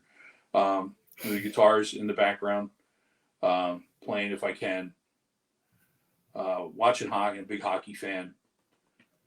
So yeah, Stanley Cup's coming up soon, so getting ready, gearing up for the end of the season. Kind of now I'm watching the standings and see how close, they're, whether the Flyers will blow it and get kicked out of the playoffs before it happens again. Yeah. So you can play guitar. How long have you been doing that? Oh, I've been playing since I was like 12 years old, but I'm sure I've forgotten more than I ever learned. Like I couldn't get booked if I had a garage band. I couldn't get booked in my own garage.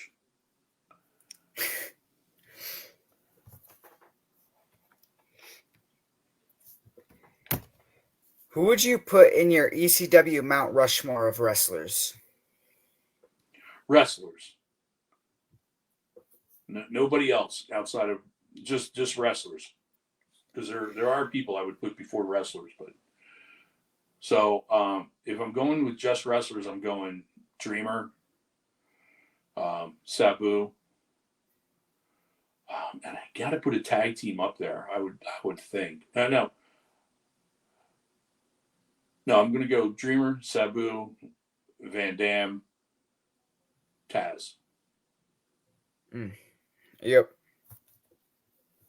But really, ECW, you can't make a Hall of Fame with just 4 heads, or you can't do a Mount Rushmore with just 4 heads. There are too many versions of ECW. It's like, if you were to say it with WWE, you can't, because there's an Attitude Era, there's different timelines, or different eras of a company. So if I got to, I would say that would be the 4 I could think of right off the top of my head. But I could break it down and say, well, I need Larry Winters from when we first started out, or I need Eddie Gilbert when we first started doing TV, things like that. Yeah. Would you rather referee a match for Blue Meanie, Taz, or DDP? Oh, Blue Meanie. We'd have so much fun. And I loved working with Meanie. He was great. Taz's matches were great, and they were easy to work, because you knew all it was somebody's going to end up on their head, for lack of a better term. But working with the Meanie was always fun. Yeah. Is there any good memories that stand out to you of the BWO and Blue Meanie? There was a referee thing we used to do, and John actually was the one lucky enough to do it on a pay-per-view. But we used to do a dance-off. They used to do a dance-off between the FBI and the BWO, and the referee would get involved. The referee would dance, and all I'd do was Cabbage Patch, because I did dance like a fat middle-aged white guy. So the FBI would get mad, and they'd whip me, double whip, duck, double clothesline them, slam Guido, slam Tracy, up pops the Big Don, Tommy Rich, nail the Big Don. I was like, oh my God, I get to punch Tommy Rich. Holy crap, this is great. Tommy Rich, and that was the big, ha-ha spot for the referee in that match. Yeah. Did you get to see Big Guido during that? Yeah. Big Guido was. I don't think he was in that version of the FBI at the time, because they had the Big Don there. But yeah, I had worked with Guido before that. Before Tommy Rich came in, he was there. Yeah. Who would you consider as a brother and sister in wrestling? I don't know if I'd have a sister in wrestling. The closest would probably be Francine. She's someone in wrestling I could call and talk with about wrestling. And a brother would be John Finnegan, definitely. Oh yeah. I mean, there's also Mike Keener. Mike Keener's right behind him, but definitely John Finnegan. Yeah. And for those who don't know, Mike Keener was the 3rd referee in ECW toward the end of the company. If you could wrestle or have a segment with any actor, who would that be? Have a wrestling segment with any actor. Wow. Maybe Mickey Rourke because he did The Wrestler. And Yeah.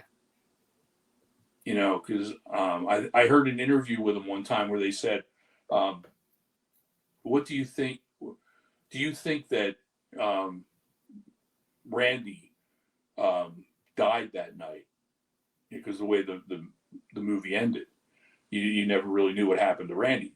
And he said, "Oh, I hope so." I'd really love to dive into that answer. Yeah. So I remember a time in ECW when there was Steve Carino with the band. I can't put my Limp Bizkit. yes, Limp Bizkit. What was that whole segment in memory like? That was kind of weird because we were in Peoria. I know Peoria keeps coming up tonight. We were in Peoria, and we were in the convention center, and they had an arena attached to it. So Limp Bizkit was playing the arena, and we were in the convention center, and there was like an elevator in between the two. And I guess somebody went and talked to um, I can't think of the singer's name. Um, Durst is his last name. Like anyway, they spoke to whoever at Limp Bizkit and said, "Hey, we're doing it. We got a TV show. We're syndicated. I think we're on TNN at the time. Um, Mm. we'd like, and we got this guy who's anti, you know, rock music and anti extreme wrestling, and we think we could tie it in together." And I guess they were like, "Okay, yeah, let's give it a try." And that's where that went. But I know it was funny. A lot of the guys were trying to go up to watch the concert, and finally, their security's like, "No, you guys got to stay out of here." Yeah. I'm surprised they didn't let the wrestlers into the concert. Well, that's what it was. The wrestlers were like taking the elevator and standing on the side of the stage, and I think their security or the building security was like, "No, you guys can't be here."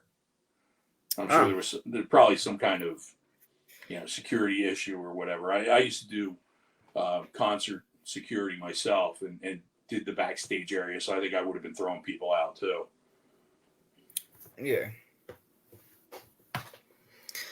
Wasn't the Misfits in ECW once, or was that in like WWF or No, that WCW? was in WCW. They were in. Um, we were stuck with the Insane Clown Posse. Oh yeah, yeah, And then they left us and went to another company and left that and went to that another company and then tried to come back to us or go to WWE again or whatever. It's just a horrible mess. But yeah, no, we didn't have any bands working with us. We had Billy Corrigan yeah, yeah. show up a couple of times from Smashing Oh Pumpkins. yeah, yeah. What was that like? As like His, special appearance for? yeah, no, he's a nice guy. He was obviously was a fan of the business. Um, and from what I understand, they tried talking him into buying into the company. I guess he kind of smelled that out because I guess we were in financial straits at the time. So and he seems to be doing a pretty good job with the NWA. Yeah, definitely. When you were growing up, were you more of like a shy, quiet kid, or outgoing, loud, and excited? No, I was kind of outgoing. I was, you know, let's put on a show. Let's put on a play. Let's get out there in front of you. Always seemed to somehow wanted to be in front of people performing in one way or another, whether it was guitar, acting, even sports, playing hockey. Always wanted to be out there performing in one way or another. Yeah. What was your whole like reaction when you got asked to work for the ECW, and how did that all like happen? TWA had shut down, and I'd gotten a phone call that, hang on, don't don't give up hope. We're working on something. We're going to come up with something new, and we want you to be part of it. And right away, I was like, okay, cool. And never thought it would be more than, the Weekend Warrior, a couple of, maybe 3 or 4 matches a month, or 3 or 4 shows a month for, the local indie company. Never thought it would grow into what it became. Just, and as it grew, I just held on to the tail of that tiger, and held on for the ride. Yeah. How does it feel to know that you're an ECW original and you and John are the only ones that were there from the start to the finish? Well, I should feel that we're probably two of the biggest saps in the world for for sticking around and putting up with all the crap that we did, through all the different turmoil of all the different turmoil of the company. But no, I'm proud of what we did. I think we did a good job. I think we did our jobs the right way. Like I said, made it believable. We were referee. Terry Funk called me this one time. You're the best referee in a company that doesn't need a referee. And I'm like, I don't know if that's good or not, but I'll take it as a compliment. And I think I think it is a compliment. I mean, ECW didn't always need a referee. Just sometimes but we gave the impression that there were actually rules that we were trying to lay down. Yeah. What would you say has been the most heat backstage during like a promo or something of that sort? Ooh, probably the crucifixion angle with the Sandman, where they tried to crucify him. A lot of Oh, the guys did not like that at all. The fans hated it. The fans were really upset, and a lot of the guys were mad about it too. Um, yeah, I mean, I'm not a super religious person, but I didn't think it was right either. Um, and I think that was probably the worst one there. yeah. What was that whole thing about that RVD backstage with like the chair and everything? Heat that he had. I don't know about that. I'm not sure what that one is. Yeah, because I thought I seen something where RVD had like a Heat promo and then he had like chairs. It doesn't ring a bell, but I wasn't there for a lot of the promos. If I could get out of the building before promos were done, I was gone, because they do promos until Yeah. 3 o'clock in the morning. Oh, geez. So I'd get out of there if I could. It Yeah. just doesn't ring a bell. Yeah. If you have, if you could have had a storyline or match with any referee, who would that be?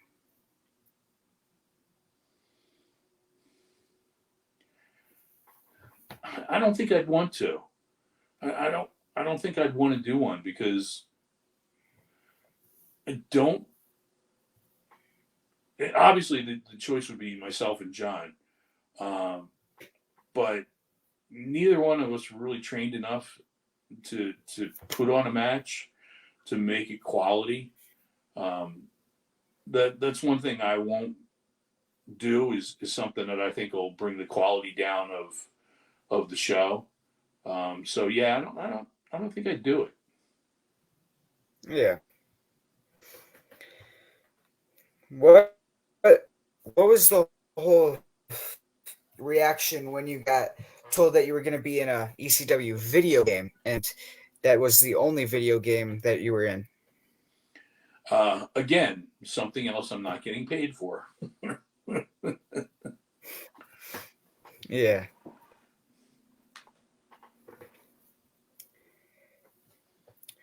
Who were your like favorite wrestlers to ref matches for? Who did you favorite out? Um, it was it, there are different ones at different stages of time, but they were the one whoever was comfortable with on a regular basis. Jerry Lynn, I was always comfortable with. Uh, Lance Storm and Just Incredible, either a singles or a tag team, always comfortable with. Um, there wasn't anybody I really was never uncomfortable with or went, oh, I can't believe I have to do their match. Um, yeah, no, I got along with everybody. I worked well with everybody. At least I think so. You'd have to ask them. But yeah, there was no one I was like, I don't want to do that. Yeah, because I mean, you were there just to do it. You didn't have to take the bumps. Right. Yeah, if I didn't have to go through a table, sometimes I would try to avoid um, a triple threat match between Guido and Super Crazy and Tajiri just because they were going all over the place. And I'd be Yeah, afraid I'd get nailed with something accidentally because I was in the wrong place or I would be in the way. yeah. So to talk about the moment of November 23rd, 1996, when the mass transit and New Jack accident incident happened. What was your reaction to that, and what was the whole locker room and workers' reaction to that? What was like the whole atmosphere? Um, the funny thing is that if you watch that video of that match, there's no referee out there. It Hmm. was myself and Paul Richard, who was a local referee that worked with us. He was in the Boston area. We were the referees that night, and there had been some kind of change in the lineup or whatever, and I forget what it was. So we were working on that, and we just never marked who was changing with going with what match. And as it's going on and as it's happening, I'm looking out the curtain, and I look over, and there's Paul looking out the curtain too, and 5 feet down. And we're like, oh crap, we don't have a referee out there. And it was too late to send a referee out there to like count three or something like that. Um, and then just, once they got the kid out of there, and then we started, I didn't know the story, and I started hearing the story of, well, he was only 16 and he lied to us and this and that. And they were, whatever it was, wasn't trained properly or whatever, then it was like, well, you get what you get. You know, Hmm. we were still, the business was still in that mentality of, um, we're all together against everyone else. Um, a lot of people call it a mob mentality. Like it's like, getting into a wrestling company, like joining the mob. And I think we kind of had that little bit of mentality then. Yeah. How did ECW end up after that whole incident? Like with keep on. We got some bad publicity from like TV shows like Current Affair and things like that. But I don't think we got any bad um, reports or anything from like the fans. I think we kept our fans, and who knows? Crazy as our fans were, we may have gained more fans with that. But I don't think it hurt the company. Yeah. Yeah, it sucks to see that happened, but I mean, he did lie and stuff. Yeah, and it could have been worse, and at his own fault. Hmm. So now to talk about all the like Sonny and Johnny Candino stuff and situations that happened during ECW, all of that. What was that like to hear about every time and all those situations? Um, it's really tough because I love Chris. Chris was the greatest guy in the world. Loved the business. Went out of his way to do whatever to make um, not him better, but the business better. What he could do to make the business better. Um, I think just looking at her situation, and I hate talking about it. I really think that after Chris passed away, that um, she was looking for a way to be with him. I think she was looking to kill herself in some way, or have bad things happen to her. Maybe some sort of guilt the way she treated Chris. Um, but they always talk about people who are are in love and die of a broken heart, and I think she was slowly dying, or killing herself, however you want to look at it, of a broken heart. I think she needed Chris in her life. She lost it, and she didn't know what to do without him. Yeah. And unfortunately, an innocent person is paying for that, has paid for that with their life. Yep. What about seeing her where she is now, where she said like years ago that she was gonna stop doing the drinking and stuff, and now seeing where she is now? I don't think she got the proper help that she needed. I don't think um, whatever is wrong with her um, is the way she was um, her treatment should have been. I think she was treated for, let's just say she was treated for alcoholism when her problem is something else. I don't think they treated her properly, or gave her the right treatment. I shouldn't say treated her properly, but gave her the right treatment that would have helped her. Yeah, I agree. What were you sorry, what were the backstage locker rooms like most of the times backstage for ECW, like atmosphere wise? Yeah, pretty relaxed. Um, I can remember, coming in one time, and Sandman's got his over there in the corner with his cooler, and sometimes you guys are in the ring working out, and sometimes guys were over. I can remember seeing the Steiner brothers playing cards with Bubba and Taz in one corner. So there were all kinds of things going on. Everyone was relaxing in their own way. Yeah. Did Sandman's drinking and smoking have any effect on his matches and what he was doing? And No, God forbid he didn't smoke, or God forbid he didn't drink. Those are horrible matches if you ever saw those. yeah. I mean, I think it might his situation. I shouldn't laugh about something like that, but I think he's a different person now. But yeah, Mhm. I don't think he could have worked sober in that time period, and I think he probably says it too. If he doesn't, I Yeah. stand corrected. Yeah, I met him like in December. He was a pretty cool guy, so yeah. Did he take a picture with you? Yeah, I got a picture Was with all ECW guys. okay. Was he giving some sort of sign in the picture with Well, his he had hand? no, but he had like his kendo stick, and he was like had it. It's actually my Facebook profile, and he had like the kendo stick like around my like neck, kind of. Okay, because usually he hides the fact that he's giving the finger in all of his pictures. Mm. Oh yeah, I think actually yeah, he might be doing the middle finger as he was doing that. Yeah.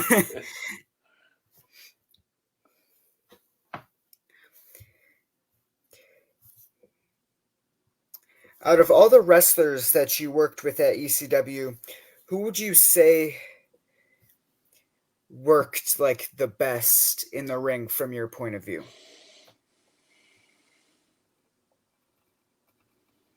Mm, I'd go back and I'd I'd have to say Dean Malenko and Eddie Guerrero. They coin toss on those two. best in control of their match, best in control of the other person, best in control of themselves. Um, Whether you like the style or not, I mean, it's not fancy. There's no reason for explosions to be going off, and there's no chairs or tables or anything like that. It's just two guys working their asses off. Yeah. Who is someone I mean, you probably refereed like for everybody, but if there is, who is someone you have never got to ref a match for in ECW that you wish you could have? The one time Bobby Eaton was in, or the two times, whichever it was, never got a chance to work with him. I would have loved to have worked with Bobby. Yeah.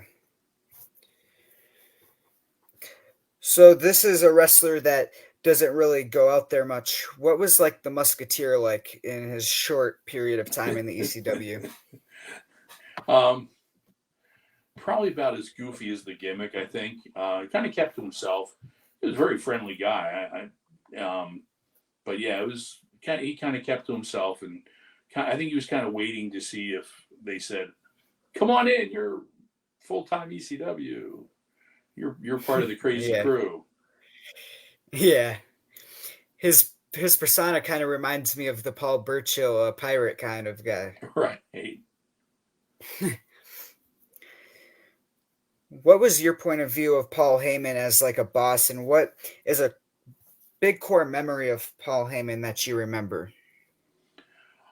He was great at putting the matches together, putting the shows together. He was great at inspiring everyone, firing them up, getting them all behind the same concept. But he was a horrible businessman. He was absolutely the worst. Yeah. So I'm gonna ask, like, from your point of view, what was, and then I'm gonna list like a wrestler's name during his or her time in ECW, and you're just gonna tell me what was it like from your point of view. What were they like? Okay. So I'm gonna list a couple of wrestlers. So, from your point of view, what was Steve Austin like? Steve Austin was very laid back, very cool. Walked into the building, into the arena one night. I'm sitting there with Mikey Whipwreck and said, "Hey boys, what time's the show start?" And Mikey looked at him and said, "Whatever time Paul started, feels like ringing the bell. 8 o'clock, 9 o'clock, 9:30. All right, where's the beer?" Yeah, Steve was very laid back. Yeah, I could see Steve Austin and Sandman getting along Yeah, with the beer. right. Yeah. Honestly, something for WrestleMania, because Sandman is signed as a Legends contract. Steve Austin still makes appearance. That would be cool to see them both in the ring do something like just The clink beers and beer off. yeah. From your point of view, what was Chris Jericho like? I really don't remember. Chris wasn't in for that long, but I obviously, if you look back, you can see he was using ECW as a stepping stone. First, step into a bigger opportunity in America than he had with Smoky Mountain. And I'm not saying anything bad about Smoky Mountain. I'm a huge Smoky Mountain wrestling fan. But I think he had done Smoky Mountain, left and did Japan, and found it. ECW was kind of was starting to grow, and thought, well, it's an opportunity for me to be seen on a bigger scale here. So he did that, and then obviously moved on from there. Yep. What was Abdul the Butcher like? Abby was great. I never had a problem with Abdul the Butcher. I drove him a couple of times because I had like the biggest car in the company at the time. I had this big old Delta 88, which was almost like a tank. And always was great. He was my son was young at the time, and my son went to a show with me. God forbid, I took my son to an ECW show. But he went, and Abby talked with him, had a regular conversation with him, didn't treat him, you know, poorly or why is this kid in the car or anything like that. He was fine. I had no problem with it. I never had a problem. Yeah. What about Mustafa Saeed and New Jack as like a tag team, the Gangsters? They were great. We talked about New Jack earlier. Never had a problem with him. Mustafa was the quiet one of the two, and never had a problem with him at all. It was great to work with. Very professional. Never got into any kind of issues or trouble or anything like that. And their first weekend in, I drove them. It's funny. I went from the car that I mentioned earlier with Abby to having a minivan. So imagine me driving with the Gangsters in the back of a minivan.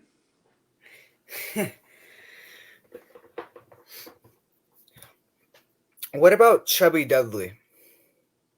Oh, Bay's great. Love him. Great guy.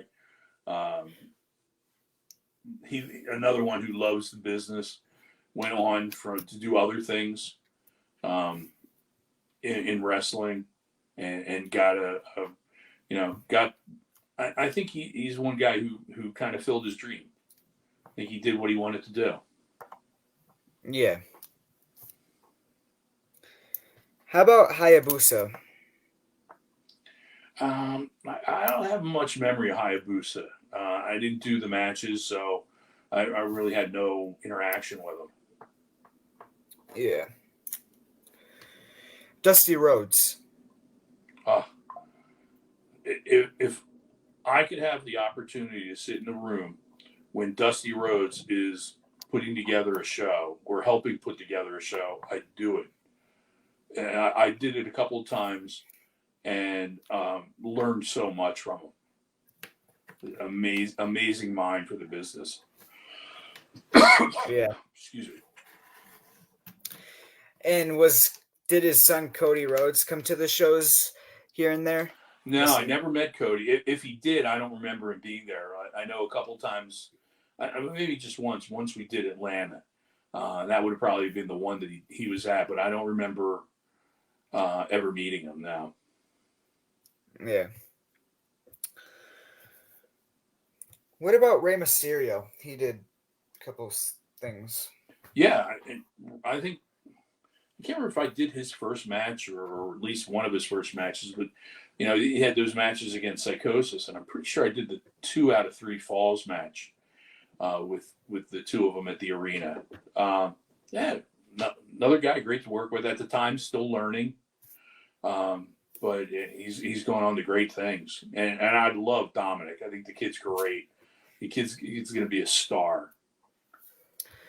Yeah, to see him when he was on TV as a little kid, and then see him disappear and now come back, and man, he's like a top star. Yeah, he gets incredible heat. He's great. Mm-hmm. Nuclear heat. He's probably like one of the best heels. Yeah. Besides from MJF, they're probably like the 2 best. Yeah, but you gotta be careful with MJF. It's all a booking thing with him.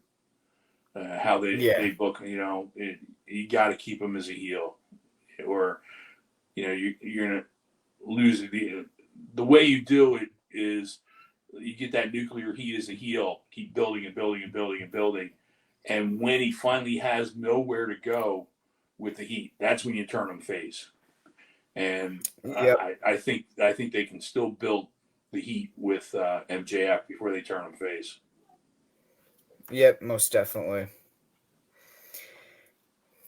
During that time, what was it like seeing the whole segment thing or match when the Dudleys threw Spike Dudley through 2 flaming tables? That was scary. I'm pretty sure I did that. I think that was in the one time we did was the one show in. I'm going to say it wrong, so I'll just say we were in Canada. But that was a scary one. There were a couple of times with Spike we did some things that kind of scared for him. The one that I can think of right off the top of my head is the first time he got thrown into the crowd to get body surfed. We thought, well, Oh yeah. they thought, well, let's try this. And the first time they did it was at a house show in Indianapolis. And we were in a armory, a National Guard armory. So it was like a basketball court. It was a flat wooden floor. And it was Bam Bam Bigelow. And he had Spike up over his head. And he threw him out into the crowd. And I mean, people knew what body surfing was. It wasn't like a brand new concept that ECW had come up with. And the people parted like the Red Sea. And he landed flat, splat on the floor. And Scott and I looked at each other like, whoops. Luckily, he got back. He got up, but we felt so bad for him. The fans hadn't caught on yet. Yeah, I swear, ECW like just used him. To like as like a rag doll. Yeah, the human crash test dummy. Yeah. What was it like for you to be when you witnessed the ECW fans when they threw the chairs into the ring during the Hardcore Heaven in 1994? What was that like? I was there. I mean, I was in the ring, and I couldn't get up the aisle because of the chairs flying, because they were landing everywhere. I think more chairs actually landed in like the first 3 rows than in the ring from all the short throws. But I crawled under the ring because it was the only safe place I could find. Oh. And then once everyone was done throwing the chairs and everything was over, the timekeeper came and got me, said it was okay to come out.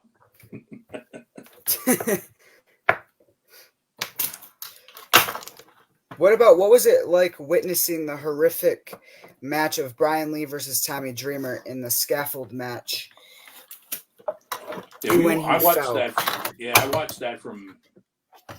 We had a stage area above the hard camera, and we were watching from up there, and that was a rough fall. That was a big one to watch. But there was another. We had done another scaffold match before that. Between the Dark Patriot, who was Doug Gilbert, and JT Smith, and JT got thrown off the scaffold, but I think if I remember right, he didn't hit the ring; he went to the floor. Oh, if I can remember right, so that's another 4 feet to fall. But luckily, Tommy had 3 or 4. Wow.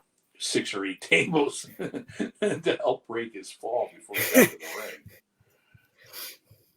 ring. Yeah, because that fall from the scaffold, one of the tables, because I watched it also before this, one of them didn't even break, and it was like, yeah, that was a weird scaffold too. That was like a scaffold that was like a swing, like a swing on his front porch. Yeah, I wouldn't trust that. I mean. And it was hung by like little chains. Right.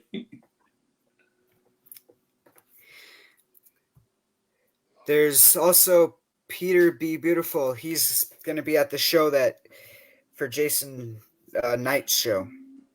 That's right. I just saw that. Yeah, he's going to be taking on Leatherface from Japan.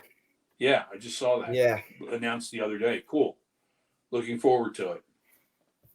Yeah, Peter's a great guy. Jason's one of the guys I referee for. This is ECW's Jason. Has a promotion here in New Jersey, and that's coming up in May in Williamstown, New Jersey. Yeah, I follow that, and I met Peter a lot of times. He's a great guy, so it's going to be a great match. Good. I'm looking forward to it. I like Tony. I've known Tony for a while, and I think it was the first time I worked with him.